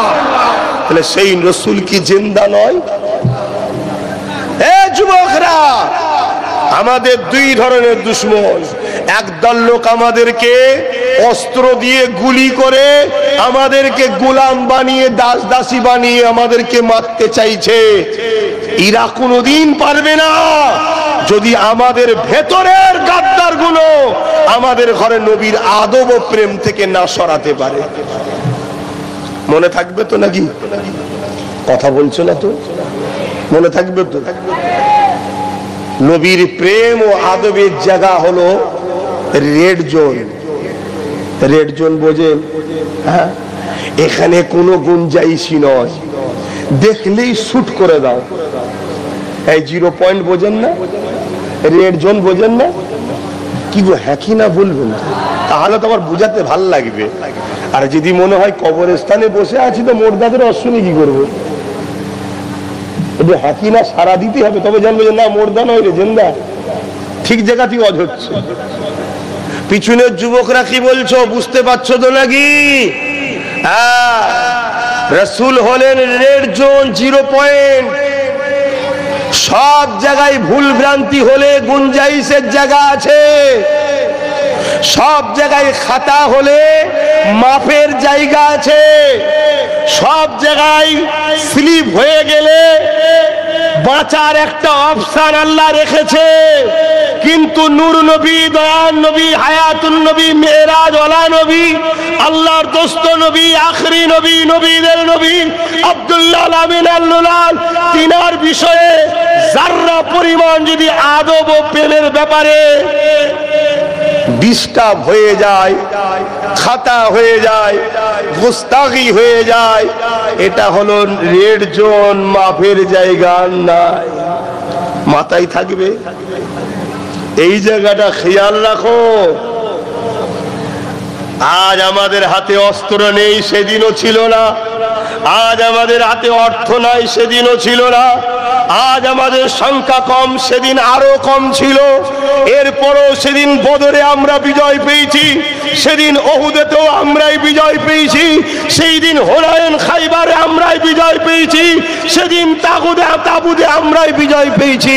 সেদিন 2 লক্ষ রোমের বিরুদ্ধে সালাউদ কেমন করে খালিদ বিন ওলীদের নেতৃত্বে আমরাই বিজয় পেয়েছি। কিন্তু আজকে এত হওয়ার পর আমরা বারবার পরাজিত হচ্ছি কেন? সেদিন মুনাফিকরা সাহাবাদের ঘরে নবীর প্রেম ও আদব থেকে সরাতে পারেনি। আজ আমাদেরকে বড় প্ল্যান করে সরিয়ে দিচ্ছে। আমার নিরীহ সরল প্রাণ, কোটি কোটি ভাই, কোটি কোটি মা, কোটি কোটি বাপ, কোটি কোটি বোন, যারা আমার আল্লাহ রসুলকে ভালোবাসে, আলেম উলামাদেরকে পিয়ার করে, একদল ছদ্মবেশী আলেম উলামারা তাদের হৃদয়েতে আমার নবীর মেরাজ নিয়ে প্রশ্ন তুলে দিয়েছে, আমার নবীর হায়াত নিয়ে প্রশ্ন তুলে দিয়েছে, আমার নবীর নূর নিয়ে প্রশ্ন তুলে দিয়েছে, আমার নবীর আখরি নবী নিয়ে প্রশ্ন তুলে দিয়েছে। কেউ কেউ এমনও প্রশ্ন তুলে দিয়েছে আমার নবীরা কি শাফাআত করতে পারবে না। এই খোরাক সাধারণ সরল পিরান মুসলমান গুলো খেয়ে নিয়েছে। অথচ কেউ যদি 1 সেকেন্ডের জন্য ভেবে নেয় নবী শাফাআত করতে পারবে না, ওর দাড়ি থাকতে পারে, ও নামাজি হতে পারে, ও রোজাদার হতে পারে, ও হাজি হতে পারে, ও বুখারী মুসলিম পড়াতে পারে, ওর কোরআনের হাফেজ হতে পারে, ও মসজিদ মাদ্রাসাও পড়াতে পারে, আল্লাহর জাত পাকের কসম করে বলছি ও বেঈমান কাফের হয়ে যাবে, ও জাহান্নামে ঢুকবার কোনোদিন বেরোবে না। অপরদিকে আরেকটা ছেলে দুনিয়াবি জিন্দেগিতে গান শুনে ফেলেছে, যাত্রায় গেছে, ফাংশনে গেছে, নামাজ কাজাও করে ফেলেছে, গুনার পাহাড় নিয়ে ময়দানে মাশরে উঠেছে। আল্লাহ চাইলে মাফ করে দিতে পারেন, যদি মাফ না করেও দেয় মুস্তাফা জানে রহমত দিলে থাকার জন্য আযাব খেটে একদিন না একদিন জান্নাতে যাবেই। জোরে বলুন সুবহানাল্লাহ, আরো চিৎকার দিয়ে বলুন সুবহানাল্লাহ। আল্লাহু আকবার। হে যুবকেরা, এই জিন্দেগিকে মকসদ তৈরি করো। এই জিন্দেগি বাকি জীবনটা নবীর দ্বীনের পাহারাদার হয়ে কাটাবো। এই জিন্দেগি দুনিয়ার কোন নেতা নেত্রীর জন্য লড়াই করে আমরা কাটাবো না। বাকি যে জিন্দেগিটা আছে মুহাম্মদ রাসূলের রেখে যাওয়া দ্বীন ইসলামের জন্য, মুহাম্মদ রাসূলের জন্য, আল্লাহর জন্য, হকের জন্য ইনসাফের জন্য। রাসূল গরিবদের ভালোবাসতেন, গরিবদের জন্য। এই জিন্দেগিটা বাকিটা লড়াই করে কাটাবো, একটাই মকসদ লাও, আমি আমার গ্রামে মুহাম্মদ রাসূলের দ্বীনের পাহারাদার হব। আমার নবীর বিরুদ্ধে, আমার ইসলামের বিরুদ্ধে, আমার কোরআনের বিরুদ্ধে, আমার ওয়াকাবের বিরুদ্ধে যারাই হাত তুলবে তাদের কালো হাতকে আমরা ভেঙে দেবো, বলুন ইনশাআল্লাহ। এই আকীদা তৈরি করুন, এই আকীদা তৈরি করুন, এভাবে জিন্দেগি তৈরি করুন। এ যুবক, তোমার জিন্দেগিতে আনন্দ আলাদা পাবে, তোমার অন্তরে আলাদা শান্তি আসবে, তুমি আলাদা তৃপ্তি পাবে। এখানে যত যুবক আমরা বসে আছি, আমরা কম বেশি 90% কি 95% সবাই মানসিক রোগী। ভুল বলছি? সব মেন্টালি ডিপ্রেশনে আছে। কে রুজির টেনশনে, কে কারবারের টেনশনে, কে সংসারের টেনশনে, কে বাচ্চার টেনশনে, কে বিমারের টেনশনে, নানান দিকের টেনশনে। আবার এখন সব মুসলমানই তো টেনশনে আছে, ভারতে থাকতে পারবো না, তাড়িয়ে দেবে। সব টেনশন দূর হয়ে যাবে। শুধু একবার তুমি আল্লাহকে দিল থেকে বলো, আল্লাহ আপনাকে আজ থেকে সাক্ষী গাওয়া রাখছি, বাকি জিন্দেগিটা যা করে ফেলেছি মাফ করে দেন। মুহাম্মদ রাসূলের গোলামি হয়ে, গোলাম হয়ে, নবীর দ্বীনের পাহারাদার হয়ে আমি এই জিন্দেগিকে কাটাবো। আগামী দিন কোন নেতার গদি বাঁচাবার জন্য মারপিট করব না। আগামী দিন কোন নেতাকে ক্ষমতায় আনার জন্য আমি লড়াই করব না। আগামী দিন কোন নেতার পিছনে আমি ঝান্ডা নিয়ে ঘুরবো না। আমার মকসদ একটাই থাকবে, হে আল্লাহ জিন্দেগি তুমি দিয়েছো, এই জিন্দেগি তোমার বন্ধুর জন্য কাটাবো। আল্লাহর জাত পাকের কসম করে বলছি, আল্লাহ তোমাকে দুনিয়া আখিরাতে শান্তি দান করবে। জোরে বলুন সুবহানাল্লাহ, আরো জোরে বলুন সুবহানাল্লাহ। কাটাতে পারবে, কাটাতে পারবে? আল্লাহকে সাক্ষী রেখে দুহাত তুলে বলো হাজিরি দিতে পারবে? রাসূলের জন্য জিন্দেগি দিতে পারবে? হুজুরকে সাক্ষী দিয়ে বলো পারবে? তাহলে আমার সঙ্গে বলো, আমি বলবো লাব্বাইক, তোমরা বলবে ইয়া রাসূলুল্লাহ লাব্বাইক, লাব্বাইক, লাব্বাইক, লাব্বাইক, লাব্বাইক। নারে দিবে, নারে দিবে। আমরা কারা? বলো নবীর গোলাম। আমরা কারা? আমরা কারা? আমরা কারা? আমরা কারা? এই আকীদার উপরে থাকো, না হয় 72 ফেরকা নামাজ পড়েও জাহান্নামে যাবে। শুনছেন না? শুনুন, নবীর গোলাম হয়ে নামাজ পড়ো, তোমার কপাল আল্লাহর কুদরতি কদমে পড়বে। জোরে বলুন সুবহানাল্লাহ। আমার আলোচনায় কষ্ট পেচ্ছেন আপনারা? আহা, আখরি জামানা। যাক, সৈয়দুনা ইব্রাহিম আলাইহিস সালামের কথা কোনো একটু বলেনি, কেননা সময় ইন্তজার করছে না, ও হু হু করে চলে যেতে লেগেছে। এ যুবকেরা, তরুণেরা, বাবেরা, আম্মা জান বলতে লাগলে, হে আমার প্রাণের স্বামী, আপনি নির্জন জায়গায় আমায় ছেড়ে দিয়ে চলে যেতে লেগেছে। আমি জানতে চাই, এটা আপনার ইচ্ছায় যাচ্ছেন না আল্লাহর হুকুমে যাচ্ছে? হযরত ইব্রাহিম আলাইহিস সালাম বলতে লাগলে, হে আমার প্রাণের স্ত্রী রে, নবীর আল্লাহর হুকুম ছাড়া চলে না, তাই আপনাকে এখানে রেখে যাচ্ছি, বাচ্চাকে এখানে রেখে যাচ্ছি, এটা আল্লাহ পাকের হুকুম। ওই সময় আম্মা জান হাজেরা কি বলেছিলে, হে আমার প্রাণের স্বামী, আপনি যান, যান, যান, চলে যান, আর আমার কোনো চিন্তা নাই। কেন? আপনার থেকে অনেক বড় সাহায্যকারী হলেন আমার আল্লাহ পাক। আল্লাহ, আমরা আজকে আল্লাহর সাহায্য ছেড়ে দিয়েছি। হ্যাঁ, আম্মা জান হাজেরা কি বললে? যে আপনার থেকে অনেক বড় সাহায্যকারী কে? আল্লাহ। এটাই তো আমাদেরকে শিক্ষা দিচ্ছে আল্লাহ, যে দেখো আমার উপরে যদি ভরসা করো, যে কোনো বিপদে তোমার সমাধানের ব্যবস্থা আমি আল্লাহ করব। জোরে বলুন সুবহানাল্লাহ। আজ আমরা আল্লাহর উপরে ভরসা করি? বলুন, আমরা ভরসা করি? আমরা এক জালিমের অত্যাচারে আর এক জালিমের উপরে ভরসা করছি। কি সমাজে ঘটছে না? ঘটে না? এক বড় জালিমের অত্যাচারে এই ছোট জালিমের উপরে ভরসা করছি। আমরা কে একবারও বলিনি আল্লাহ আছে, অন্যায় অন্যায় এটা বলি না। ও জালিম বলছে ওয়াকফ কালা কানুন করে তোদের মসজিদ মাদ্রাসা নিয়ে নেবো, আর এ জালিম বলছে বাংলায় ওয়াকফের আন্দোলন করা যাবে না। শুনছেন না শুনেন না? অর্থাৎ আমার মসজিদের জন্য, আমার মাদ্রাসার জন্য, আমার কবরস্থানের জন্য, আমার ঈদগার জন্য, আমার খানকার জন্য আমি নাকি বাংলায় কথা বলতে পারবো না। ও জালিম আইন তৈরি করছে, আর এ জালিম কি বলছে এখানে কথা হবে না, গুলোগুলি করলে সব থেকে বড় দুশমন আমি হব, দিল্লি চলে যাও। আর আমি ওই জালিমের ভয়ে এই জালিমের উপরে ভরসা করেছি, আল্লাহর উপরে ভরসা করিনি। এজন্য আমার আল্লাহ ও জালিমও মারছে, আর এ জালিমও আমাদের পাশ থেকে সরে যাচ্ছে। অতএব এখনো সময় আছে, ভরসা আল্লাহর উপরে করো, নিজের পায়ে দাঁড়াও, আলেমদের হাক্কানীদের পক্ষে থাকো, নবী বংশের আওলাদ কুরাইশ খানদানের নেতৃত্ব মানো। বিজয় শান্তি আল্লাহর হাতে রয়েছে। জোরে বলুন সুবহানাল্লাহ। তো সময় তো কারণ ইন্তজার করে না, আসুন একটু সালাম দিয়ে লিয়া নবী সালাম।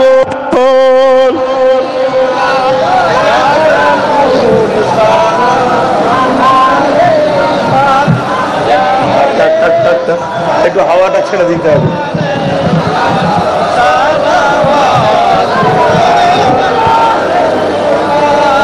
একটু হাওয়াটা ছেড়ে দেন। ঠিক আছে, থাক থাক থাক, সরে যাও না দুজন দুদিকে। বাপজান আমার, আমি আবার বলছি, পৃথিবীর সব থেকে বড় ছোট খুতবা, পৃথিবীর সব থেকে ছোট খুতবা প্যালেস্তাইনের একজন ইমাম সাহেব গত কয়েক মাস আগে দিয়েছে। সেই খুতবাটা ছিল কেমন? জুম্মার দিনে মসজিদে সব নামাজিরা এসে হাজির, ইমাম খুতবার জায়গায় গেছে, মুয়াজ্জিন খুতবার আজান দিয়েছে, ইমাম উঠে দাঁড়িয়েছে। শুনছেন সবাই? দাঁড়িয়ে বলছে, যে জাতির চোখের সামনে 30-40 হাজার বাচ্চা ছেলেদের মৃত্যু হলো, যে জাতির চোখের সামনে 1 লক্ষ কম বেশি মানুষের দেহ ছিন্ন বিচ্ছিন্ন হয়ে গেল, যে জাতির চোখের সামনে 30 লক্ষ মানুষ ঘর ছাড়া হলো, এটা দেখার পরে যে জাতি পরিবর্তন হয় না, সে জাতির কাছে আমি ইমামের খুতবাতে পরিবর্তন হবে বলে মনে হচ্ছে না। অতএব খুতবা ছোট করে নামাজে দাঁড়িয়ে গেল। এ আমার যুব সমাজ, তোমরা যদি পরিবর্তন না হও, আমাকেও মনে করো, আমারও দিল বলছে এত কিছু ঘটনা ঘটছে, আফরাজুল থেকে শুরু করে, সানাউল থেকে শুরু করে, আনিস খান থেকে শুরু করে, আবু সিদ্দিক থেকে শুরু করে, এই পর্যায়ে শ্রমিকরা বিভিন্ন দেশে রাজ্যে কাজ করতে যাচ্ছে, তাদেরকে যেভাবে বাঙালি বলে মারা হচ্ছে, মুসলমান বলেও মারা হচ্ছে, এবং ওয়াকফ কালা কানুন তৈরি করে যেভাবে আমাদের ঐতিহ্য হাজার হাজার বছরের প্রাচীন মসজিদ আদিনা থেকে শুরু করে সবগুলোকে মিটিয়ে দিয়ে মুসলমানদের পেহচানকে মিটাতে চাইছে। এরপরও যদি এ জাতি না পরিবর্তন হয়, এ জাতি যদি নিজের পায়ে না দাঁড়িয়ে সেই কারো কাঁধে উঠে থাকবো, কারো মুখের দিকে তাকিয়ে থাকবো সে বাঁচাবে, তাহলে মনে হয় না আব্বাস সিদ্দিকীর কথাতে জাতি আর পরিবর্তন হতে পারে। তাই আমাকেও ওয়াজ নসিহত ছেড়ে দিতে হবে। অন্য কারো কথা আমি বলছি না, আরো হুজুর বক্তা মলি সাহেব কারো কথা আমি বলছি না, আমি আমার কথা বলছি। কেন আমি পেটের জন্য জলসা করি না। হ্যাঁ, আমি অর্থ পারিশ্রমিক নিই, কিন্তু ওই পারিশ্রমিক নিয়ে তোমাদের বাচ্চাদের পড়াশোনার জন্য আমি আজকে একটা বিশাল বড় মিশন তৈরি করছি, একটা নলেজ সিটি শিক্ষার হার তৈরি করছি, শহর তৈরি করছি। অতএব আমার জাতি, যুব সমাজ, জাগো, ওঠো, ঐক্য, কাউকে বিরোধী কাউকে মারার জন্য নয়, নিজের অধিকার নিবার জন্য। অধিকার এমনি এমনি পাওয়া যায় না, অধিকার ছিনিয়ে নিতে হয়। মায়ের পেটের ভাইও সুযোগ পেলে তোমার পেটে ছুরি বেড়ে দিয়ে বাপের সব সম্পদ ঝাড়ার ধান্দায় যদি ঘুরতে পারে, তাহলে অন্যজন তোমাকে কেন অধিকার দেবে? নিজের অধিকার নিতে গেলে নিজেকে উঠতে হবে, নিজেকে তৈরি হতে হবে।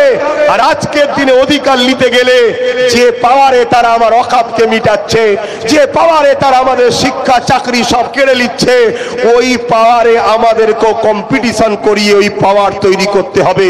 তোমরা আমার সঙ্গে কারা একমত? আল্লাহকে সাক্ষী রেখে হাত তোলো। একমত তো নাকি? একমত তো নাকি? একমত তো নাকি?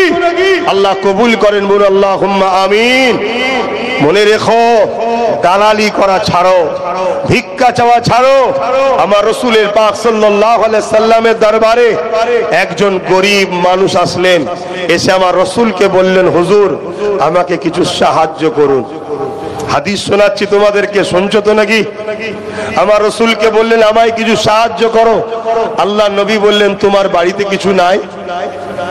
সে বলল, হুজুর একটা ছিঁড়া কাপড় আছে, অকেজো চলবে না এমন একটা কাপড় আছে যেটা সামান্য বিচই সামান্য গায়ে দিই, আর একটা বাটি আছে, আর কিছু নাই। আল্লাহ নবী বললেন, ওই দুটো নিয়ে আসো। নিয়ে আসলো। সাহাবাদেরকে লক্ষ্য করে বললেন, আমার সাহাবারা কে আসো, এইটাকে খরিদ করতে চাও? এক সাহাবী বললেন, আমি 1 দিরহামে এটাকে কিনবো। আল্লাহ নবী বললেন, এর থেকে বেশি দিয়ে কেউ কি দিতে রাজি আছো? আর এক সাহাবী বললেন, 2 দিরহাম। 2 দিরহামে এটা বিক্রি হলো। আল্লাহ নবী ওই গরিবকে বললেন, 1 দিরহাম দিয়ে তুমি একটা কুরুল কিনবে, আর 1 দিরহাম দিয়ে তুমি তোমার পরিবারের খাওয়া দাওয়া ব্যবস্থা করবে। কুরুলটা কিনে নিয়ে আমার সঙ্গে দেখা করো। কুরুল কিনে আনলো। রাসূল পাক নিজের পাক হাত দ্বারা ওই কুরুলের ডান্ডি তৈরি করে দিয়ে তাকে বলল, যাও কাট কাটো, বিক্রি করো, 15 দিন পর আমার সঙ্গে দেখা করবে। 15 দিন পর সে এসেছে। আল্লাহর নবীকে বললেন, হুজুর আমি 10 দিরহাম ইনকাম করেছি, যা দ্বারা আমার পরিবারের খাওয়া দাওয়া জামা সুন্দরভাবে চলে যাচ্ছে। জোরে বলুন সুবহানাল্লাহ। আল্লাহ নবী বললেন, হাত পেত না, কিয়ামতের দিন যারা হাত পাতবে তারা বড় জালিল হবে। মেহনত করো, পরিশ্রম করো, ইজ্জতের সঙ্গে বাঁচো। তাই আপনাদেরকেও বলে যাই, এর পিছনে ঘুরে হাত পাতবো, ওর পিছনে ঘুরে হাত পাতবো, আমার মসজিদের জন্য আজকে একে বলবো বাঁচাও, ওকে বলবো বাঁচাও, আর তারা বিপদে বলবে এখানে নেই আমি। এরকম না করে এ থেকে শিক্ষা নাও। আমার জাতিকে তো সেদিন শিক্ষা নেওয়া দরকার ছিল যেদিন বাবরি মসজিদটা শহীদ হয়েছিল, সেদিন আমার জাতির জাগা দরকার ছিল।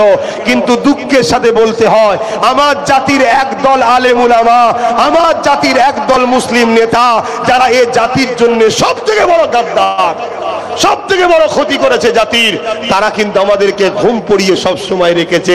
আমরা তো আছি, আমরা তো আছি। হে আমার কওম, রাসূলের হাদিস শোনো, কুরাইশের নেতৃত্ব মানো। আগামী দিন বলবো, আপনারা কি আমার পাশে দাঁড়াতে রাজি আছেন? অহংকার না, আমি একজন কুরাইশ বংশের ছেলে হয়ে বলছি, রাজি আছেন? হাত তুলে বলেন রাজি আছেন। হাত নামান। এই ওয়াকাফকে বাঁচাবার জন্য বিগত 10 বছর ধরে আন্দোলন করছি। আগামী দিন এই ওয়াকাফ কালা কানুনকে বাতিল করার জন্য এবং আমাদের সংবিধানের অধিকার গরিব মুসলিম এবং সর্ব ধর্মের গরিবের জন্য, যদি আমি আব্বাস সিদ্দিকী আপনাদের ঘরে কলিকাতার একটা প্রোগ্রামে যদি ডাক দিই, আপনারা কি নিজেদের খরচে আমার ডাকে সাড়া দিতে ইচ্ছুক হবেন? বলুন কারা রাজি আছেন? হাত তোলেন। হবেন? মিথ্যা হাত নয় তো? হাত তুলে রাখেন, হাত তুলে রাখেন। আমি কি জোর করছি আপনাদের? আশা রাখলাম আগামী দিন কলিকাতাতে আমি একটা বিরাট বড় প্রোগ্রাম করতে যাচ্ছি। বিভিন্ন জায়গায় ছোট ছোট করে প্রতিবাদ আমার 10 বছর ধরে চলছে। আগামী দিনও একটা হবে, যেটা কলিকাতায় সব থেকে বড় একটা প্রোগ্রাম হবে। ওখান থেকে আওয়াজ উঠবে পুরো রাজ্যে যারা আরো আন্দোলন করছে অন্য অন্য রাজ্যে, তাদের ঘরেও নিয়ে, যাতে আমরা দিল্লিমুখী হতে পারি। কেন দেশটা কারো বাবাখালী নয়।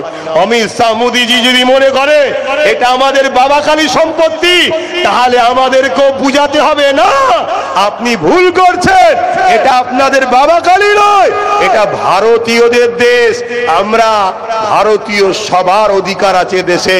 আপনি আইন তৈরি করে মুসলিম সমাজকে কোণঠাসা করার চেষ্টা করবেন না। না, সংবিধান আমাদেরকে রাইট দিয়েছে, আপনার সংবিধান বিরোধী আইনকে আমরা বুড়াগুল দেখাই, আপনার সংবিধান বিরোধী আইনের বিরুদ্ধে আমরা লড়তে রাজি আছি, ঠিক না বেঠিক? জোরে বলুন, ঠিক না বেঠিক? অতএব আমাদের মসজিদ, আমাদের মাদ্রাসা, আমাদের কবরস্থান, এটা আমাদের অধিকার, আমাদেরকে বাঁচাতে হবে। এই জায়গাও যদি এখনো আমাদের উলামারা ঘুমোয়, আমাদের ইমামরা ঘুমোয়, আমরা যদি এখনো ফুরফুরা, দেওবন্দি, তবলিগ, বেরেলি, জামাত ইসলাম বিভিন্ন দলের যদি নিয়ে ঝগড়া করি, এর থেকে বড় দুঃখ আর কিছু হতে পারে না। আমি বলবো না ফুরফুরারা চলে যাও অন্যদিকে আর অন্যরা চলে আসো ফুরফুরার দিকে, এ যার যেটা আছে তুইলে থাকবে যা বাবা, কিন্তু মসজিদের স্বার্থে, মাদ্রাসার স্বার্থে, কবরস্থানের স্বার্থে, সিরাজ আকি হুজুরের রওজাকে বাঁচাবার স্বার্থে আমাদেরকে ঐক্য হওয়া দরকার আছে না নয়? তুমি ভাববে সিরাজ আকি হুজুরের কিছু হলে আমরা ছাড়বো না? আরে সুলতান হিন্দ গরিবের নওয়াজের মাজারে কেস করে দিয়েছে, তোমার সিরাজ আকি হুজুরের বিরুদ্ধে করলে তোমরা কি করবে? পুরো পৃথিবী যে গরিবের নওয়াজকে চেনে, সেই গরিবের নওয়াজের মাজারে কেস হয়েছে, তোমরা জানো না? অতএব তোমরা যদি সত্যি ধর্মপ্রেমিক হও, তোমরা যদি সত্যি মুসলমানদের দরদি হও, অতএব গদি ছেড়ে, ধর্মর ভাগাভাগি ছেড়ে, এই ধর্মর ঐতিহ্য মসজিদ, মাদ্রাসা, কবরস্থান, খানকাকে বাঁচাবার জন্য আমাদেরকে এক হয়ে লাগা দরকার আছে না নাই? যদি কারো আগাতে ভয় লাগে, আগাতে হবে না। আমি আব্বাস সিদ্দিকী আগেই থাকবো, আমি আগে থাকবো, বুলেটের গুলি লাগে আগে আমায় লাগবে, কিন্তু পিছনে তো থাকা দরকার আছে। এই ভুল বলছি? এখন তোমাদের বলো, ইমান কি বলছে? বেঁচে থাকবে সারা জীবন, মরণ হবে না? হবে না? আরে হকের পক্ষে থাকলে আন্দোলনে নামলি যে মরণ হয়ে যাবে এমন তো নয়। সালাউদ্দিন আইবি, হযরতে খালিদ বিন ওলীদ 125টা লড়াই করেছিলেন, তার মধ্যে 125টাতেই বিজয় হয়েছে। প্রত্যেকটা লড়াইয়ে দোয়া করতেন, আল্লাহ আমি যেন শহীদ হই, কিন্তু তিনি শহীদ হননি, নরমালে ঘরে মরণ হয়েছে, ইন্তেকাল করেছেন। তাহলে আপনি কেন ভাবছেন? কিন্তু আল্লাহ আপনাকে পরীক্ষা নিচ্ছে, আমার বান্দা আমার জন্য কি করে। তাই দিল থেকে বলুন, এই লড়াইয়ে 2010 সাল, 10 বছর আগে থেকে এই ওয়াকফ বাঁচাও এই আন্দোলন আমি করছি। আগামী দিন বিভিন্ন জায়গায় করে করে করে করে আন্দোলন কলিকাতাতে নিয়ে যেতে চাইছি। সেটা হতে পারে ব্রিগেডেরও ময়দানে।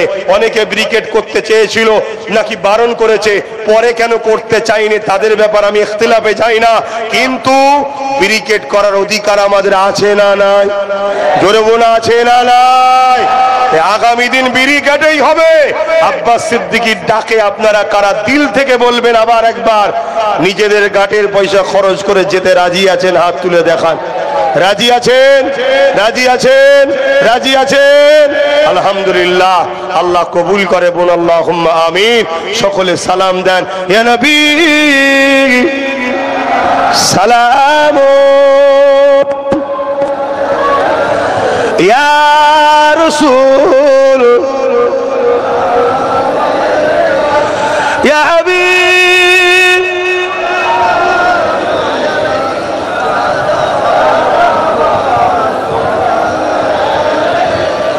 ইয়া নবী মদিনা হতে সব কিছুই পারে দেখি, মোদের লাশ কবরে এ রাখিলে লইবেন আপন করে। নবী সালাম, ইয়া রাসূল, ইয়া হাবিব,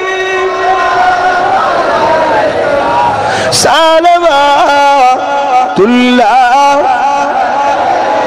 পড়িল আল্লাহ আরো বাণী। পোহালো দুঃখে রজনী হইল জগৎ অনুরানী আমিনার নয়নির্মণি নবী সালাম ইয়া রাসূল ইয়া হাবিব সালাম।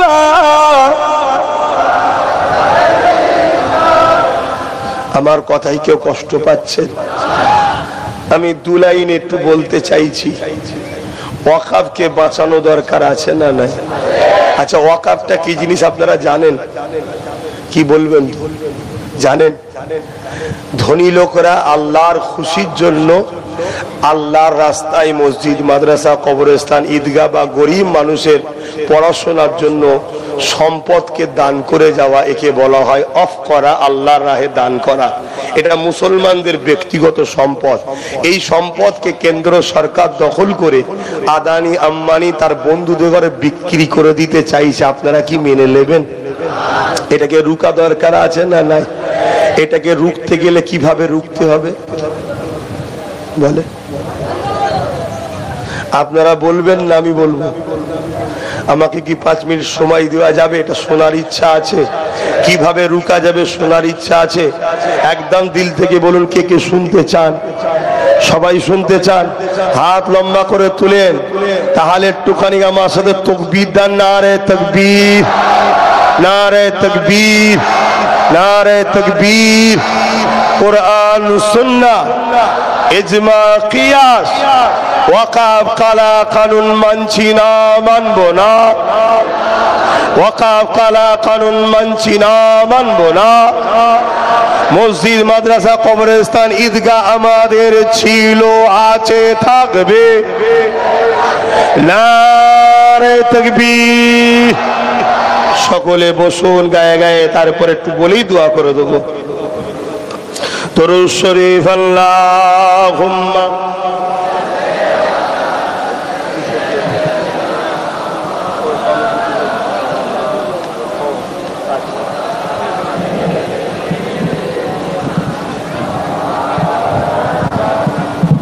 বাবা মার বলবো তো নাকি? তার আগে আর একটা কাজ দিয়েছে, একটু করেলি নাকি? রাজি নয়? এ মাহফিলটা হলো, আসলাম। মাহফিলটা করতে খরচ আছে না নাই? যদি মাহফিলটা না হলো আসতে পারতাম?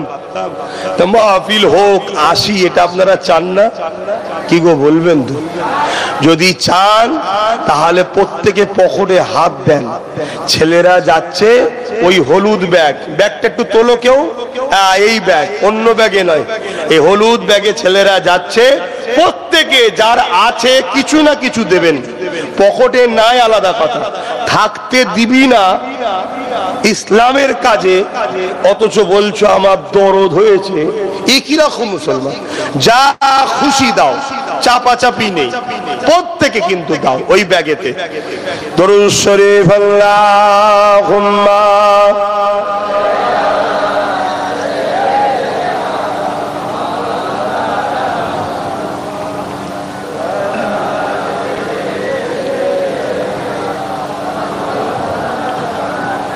মোহাব্বতে পড়েন, জোরে জোরে পড়েন। আল্লাহুম্মা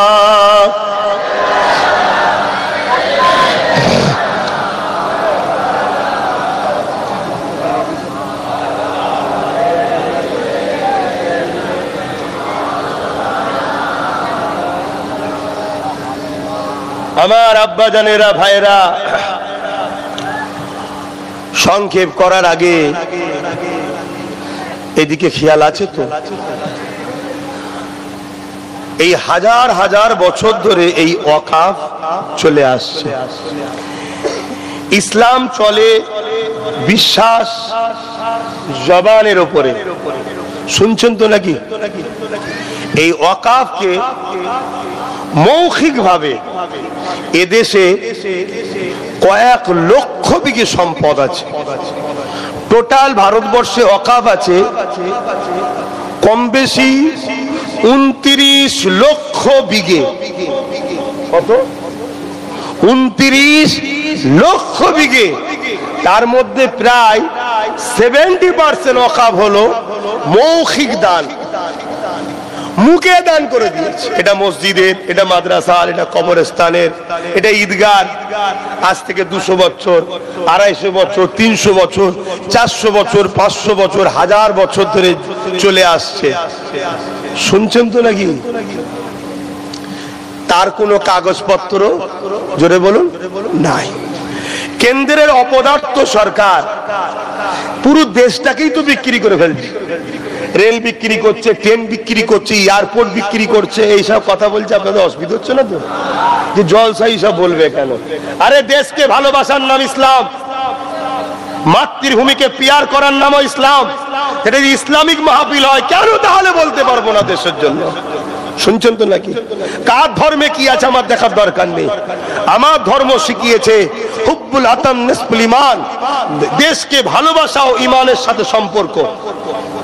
কথা বুঝে আসছে? এবং আমার নবী পাক সাল্লাল্লাহু আলাইহি ওয়াসাল্লাম তিনি নিজে তিনার মাতৃভূমি মক্কার জন্য কেঁদেছেন। জোরে বলুন সুবহানাল্লাহ। তাহলে আমরা কেন বলবো না ভারত আমরা তোমায় ভালোবাসি? কেন দেশকে ভালোবাসবো না? আলহামদুলিল্লাহ আমরা ভালোবাসি, কিন্তু মুসলমানকে মিথ্যা মিথ্যা হবে দেশদ্রোহী বলা হয়। কিন্তু যতগুলো ধরা পড়ছে সব অমুসলিম আর সব বিজেপির লোক। এ ধরা পড়ছে না? পড়ে না? পাকিস্তানের সঙ্গে সম্পর্ক, এর সাথে সম্পর্ক কি ধরা পড়ে না? ঠিক তেমনি কেন্দ্র সরকার এই সুযোগটাকে কাজে লাগিয়ে একটা ওয়াকফ কালা কানুন করেছে। যে কানুনের মধ্যে এত ভয়ানক ভয়ানক আইন করেছে, তার মধ্যে একটা আইন হলো 12 বছর যদি কেউ কোনো জায়গা দখল করে রাখে, সেই জায়গাটা তার হয়ে যাবে। যেটা এতদিন ছিল না। ধর্মস্থানে কেউ যদি বসবাস করে সেটা তার হবে না, প্রতিষ্ঠান যদি চায় তাকে তুলে দেবে। আর কি আইন করেছে এর মধ্যে? আইন করেছে, শুনছেন তো, এই ওয়াকফ যে বোর্ড, এই বোর্ডের মধ্যে অমুসলিমকে ঢুকাতে হবে। হয়তো এই কথাটা বললে অমুসলিম ভাইয়েরা ভাবতে পারে যে গণতান্ত্রিক দেশে অমুসলিম ঢুকলে আপনাদের হিংসা হবে কেন? না, ভুল হচ্ছে ব্যাপারটা। ব্যাপারটা হচ্ছে ধর্মটা হচ্ছে ইসলাম, সেখানে অমুসলিম ঢুকে কি বুঝবার কি করবে? যেমন হিন্দু ভাইদের সম্পদ আছে, দেওবত্ত সম্পদ বা টেম্পল অ্যাক্ট বলে নাম পুরীতে আছে, বিভিন্ন জায়গায় আছে। তাদেরও অ্যাক্টে লেখা আছে হিন্দু ছাড়া অহিন্দু থাকতে পারবে না। ঠিক তেমন আমাদেরও অ্যাক্টে লেখা আছে মুসলিম ছাড়া অমুসলিম থাকতে পারবে না। ঠিক খ্রিস্টানদেরও অ্যাক্ট আছে, খ্রিস্টান ছাড়া অখ্রিস্টান থাকতে পারবে না। পাঞ্জাবি শিখেদেরও তাদের ধর্মীয় যে ট্রাস্ট আছে তাতেও লেখা আছে পাঞ্জাবি শিখ ছাড়া অপাঞ্জাবি শিখ থাকতে পারবে না। সবাই সবার জায়গায় যেমন ঠিক, মুসলমানরাও আমরাও ঠিক, মুসলিম ছাড়া অমুসলিম আমাদের একটা ধর্মীয় বিষয়ে থাকতে। এটা এতদিন চলে আসছে। কেন্দ্রের অপদার্থ সরকার সবারটা ঠিক রেখেছে, মুসলমানদের বিরুদ্ধে আইন তৈরি করছে। এই ওয়াকফ বিলের মধ্যে, বোর্ডের মধ্যে অমুসলিমকে রাখতে হবে। এই করার সাহস পেচ্ছে কেন? মুসলমানদের কেউ রাজনীতির পাওয়ারওয়ালা নেতা নেই বলে তাই পাচ্ছে। শুনছেন তো নাকি? তাহলে ঠিক মতো জবাব দিবা সাইজ করার কেউ আমাদের নেই, এজন্যই সাহস পাচ্ছে। তো যাক, আর কি আইন করেছে? এর মধ্যে আর একটা আইন করেছে, কেউ যদি ওয়াকফ করতে চায়, দান করতে চায়, 5 বছর সে ইসলামকে প্র্যাকটিস করেছে, মেনেছে, তার প্রমাণ দিতে হবে। 5 বছর আমি নামাজ, রোজা, হজ, যাকাত, দাড়ি, টুপি ইসলাম অনুযায়ী চলেছি, এর প্রমাণ দিতে হবে যে আমি 5 বছর প্র্যাকটিসিং মুসলমান। আর এই প্রমাণটা নেবে কে? জেলার শাসক। ভাই, জেলা শাসক আমার নামাজের কি বোঝে? জেলা শাসক আমার রোজার কি বোঝে? জেলা শাসক আমার হজের কি বোঝে? এই মুরব্বী মানুষটার কপালে নামাজের দাগ আছে, এখন যদি যে বলে অফ করব, জেলা শাসক বলছে তোমায় দেখে মনে হচ্ছে তুমি নামাজ কাজা করো, তো কি উত্তর দেবেই নি? ফজর বেলা ওনার বাড়ি কেউ থাকে নাকি? পুলিশ পাহারা দেয়? মানে আমাদের হয়ে কেউ উপযুক্ত ফাইটিং করার নেই বলে যা খুশি আমাদের ঘরে নিয়ে করছে। এ থেকে শিক্ষা নাও, জ্ঞান নাও। দলদাস হওয়া, দালালি করা এসব বন্ধ করো, নিজেদের রাজ পাওয়ার তৈরি করো। ভালো চাও তো বোঝো। তো এই ওয়াকাফের 29 লক্ষ বিঘে জায়গা, বেশি তো কম নয়, এটাকে দখল করে আদানি আম্বানির হাতে তুলে দিবার একটা পরিকল্পনা চলছে, শুনছেন? যেমন আপনাদের এখানে ঐতিহাসিক মসজিদ, আমি যখন আজ থেকে 5 বছর আগে এসেছিলাম, দেখতে গিয়েছিলাম, তখন মসজিদের গায়ে কোনো ছবি আঁকা ছিল না। গত 2 বছর আগে গিয়ে দেখেছি যারাই পাহারা দিচ্ছে তারাই লোক লাগিয়ে নকশা করছে আস্তে আস্তে। তার মানে কি, একদিন বলবে এটা মসজিদ নয়, এটা অন্য কিছু ছিল। এবার লাও, ঠেলা সামলাও, প্রশাসন ওদের, নেতা ওদের, সিএম ওদের, পিএম ওদের, সব জায়গায় পদে ওদের। আমি চিল্লার বাঁচাতে পারবো? তাহলে দোষটা কারা করছে? আমরাই তো করেছি। শুনছেন না শোনেন না? অতএব এই ওয়াকাফ সম্পদকে বাঁচাবার অত বিস্তারিত বলা সম্ভব নয়। যদি কখনো মালদা জেলা তো ওয়াকাফ নিয়ে আন্দোলন করতে আসি, একটু স্বাদ পাবো তো? হ্যাঁ, মালদা জেলায় জবুয় ভিড় না করো, কলকাতায় কিন্তু যেতে হবে। যত মাতার ভিড় বাড়বে তত প্রভাবটা দিল্লিতে পড়বে।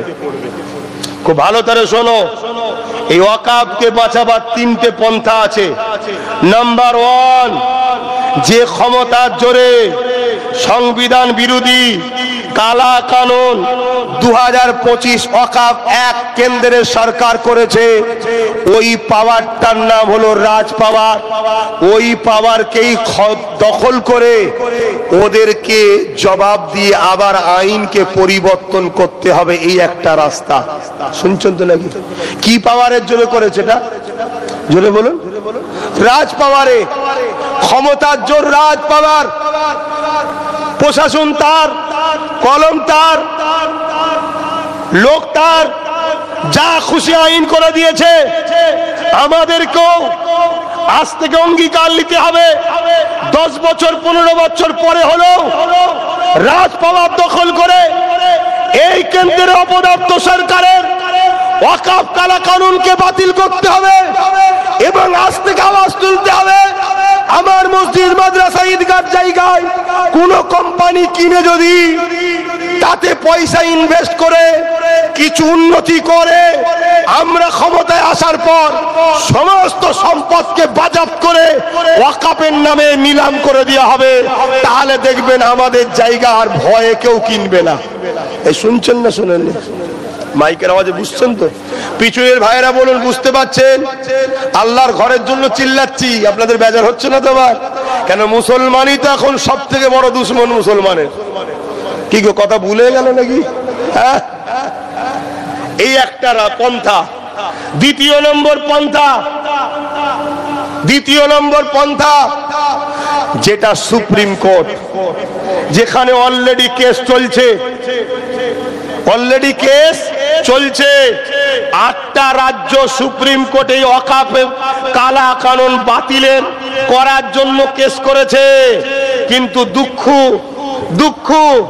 100-র মধ্যে 95% মুসলমান। আমার রাজ্য সরকারকে ভোট দিলাম, আমার রাজ্য সরকার কিন্তু কেস, জোরে বলেন, করেনি। উপরন্তু বলছে দিল্লি গিয়ে আন্দোলন করো। এটা কি দুঃখ না খুশি? আপনারা জোরে বলেন। দুঃখ। যদি আপনাদের কাছে আল্লাহ, রসুল, দ্বীন ইসলাম আগে হয়, তাহলে এই কথার জবাব আপনাদের দেয়া ইমানি দায়িত্ব হয়েছে। আর যদি আল্লাহ রসুল আগে না হয়ে এই সরকার যদি আগে হয়, তাহলে আমার কথা আপনাদের অপছন্দ হওয়াটা স্বাভাবিক। তাহলে দ্বিতীয় অপশন কি ভাই? সুপ্রিম কোর্টে কেস করা। কিন্তু কেস তো বাবরি মসজিদেরও হয়েছিল। কি হয়েছিল না হয়নি? কিন্তু বাবরি মসজিদের রায় কোন দিকে গেল বলুন? আস্থার উপরে। সব প্রমাণ হলো যে বাবরি মসজিদ ছিল, তারপরেও কিন্তু ফাইসাল্লা উল্টো হলো। কারণ কি? আমরা ঘুমিয়েছিলাম তাই, আন্দোলন বন্ধ করে দিয়েছিলাম তাই। একদিকে যেমন সুপ্রিম কোর্টে কেস চলছে, নবী বংশের আওলাদ, দাদা পীরের আওলাদ, পীরজাদা নওশাদ সিদ্দিকী মসজিদ মাদ্রাসা কবরস্থান বাঁচাবার জন্য সুপ্রিম কোর্টে কেস করেছে, রাজ্য সরকার কিন্তু কেস করেনি।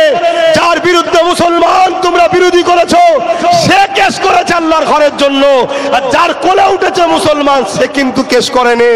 একদিকে যেমন কেস চলছে চলবে, অপর দিকে মাঠে ময়দানে আমাদেরকে সংবিধানকে মান্যতা দিয়ে গণতান্ত্রিক পদ্ধতিতে হিংসা নয়, কারো বিরুদ্ধে নয়, এ লড়াই হিন্দু দলিত আদিবাসী সাঁওতালদের বিরুদ্ধে নয়, এ লড়াই কেন্দ্র সরকারের সংবিধান বিরোধী কালা কানুনের বিরুদ্ধে লড়াই। এই লড়াই আমাদেরকে করে যেতে হবে, আন্দোলনকে বাড়িয়ে যেতে হবে। জানবেন আন্দোলনে যত মাতার ভিড় বাড়বে তার প্রভাবটা দিল্লিতে পড়বে। যেমন কৃষক বন্ধুরা আন্দোলন করেছিল, ওই আন্দোলনের তীব্রতায়, ওই আন্দোলনের চাপে পড়ে, ওই আন্দোলনের পাওয়ারেতে কেন্দ্র সরকার কৃষক কালা কানুন বাতিল করতে বাধ্য হয়েছে। আমাদেরকে ওই আন্দোলন করতে হবে। ওই আন্দোলনে তো আমরা রাজি আছি না? না, আন্দোলন করুন, আন্দোলন করুন।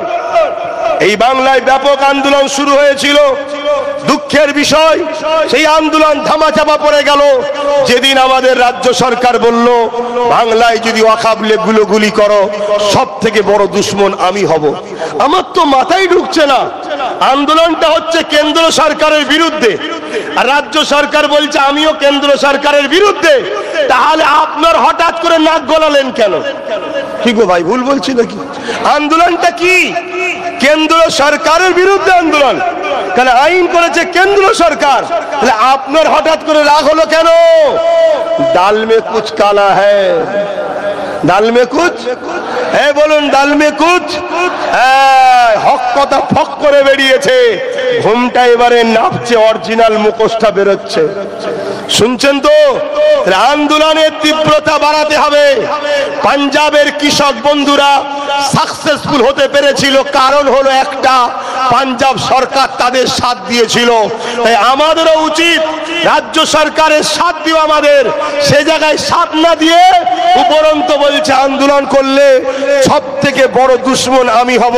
রাজ্য সরকারের এই হুমকিতে আমাদের একদল ইমাম, একদল আলেম আন্দোলন বন্ধ করে দিয়েছে। কেন? ভাড়া যদি আসা বন্ধ হয়ে যায়, যে বন্ধ করেছে করুক গে যাক, আমরা আন্দোলন চালাচ্ছি, আগামীতেও চালাবো। আমার আন্দোলনে কারা সর্বসময় সাথ দিতে রাজি আছেন আরো একবার সাক্ষী দেন। নারে তাকবীর, নারে তাকবীর। এই আন্দোলন আমাদের চলবে, কেন্দ্র সরকার যত দে আমাদের কেসও চলবে, রাজপথে আন্দোলনও চলবে। আস্তে আস্তে আমরা নিজেরা রাজ শক্তিও করব। রাজি আছেন না? নাই কথা বলুন, রাজ শক্তির দরকার আছে না নাই? হাত তুলে বলুন কারা কারা একমত, হাত তুলুন। এই জোর করছি, জোর করছি। কেউ যদি কারো পা চেটে খুশি হয় খুশি হোক গে যাক, কেউ যদি কার ভাড়াটিয়া হয়ে থাকলে খুশি হোক গে যাক। উম্মতে মুহাম্মাদি কখনো কোনো বেঈমান দালালদের পা চাটতে পারে না। উম্মতে মুহাম্মাদি তো দুনিয়া এসেছে রাজত্ব করতে, কারো গোলামি করতে উম্মতে মুহাম্মাদি আসেনি। মুসলমান দাড়ি থাকলে শুধু হয় না, টুপি থাকলে শুধু হয় না, আর বাস্তব রূপও দিতে লাগে।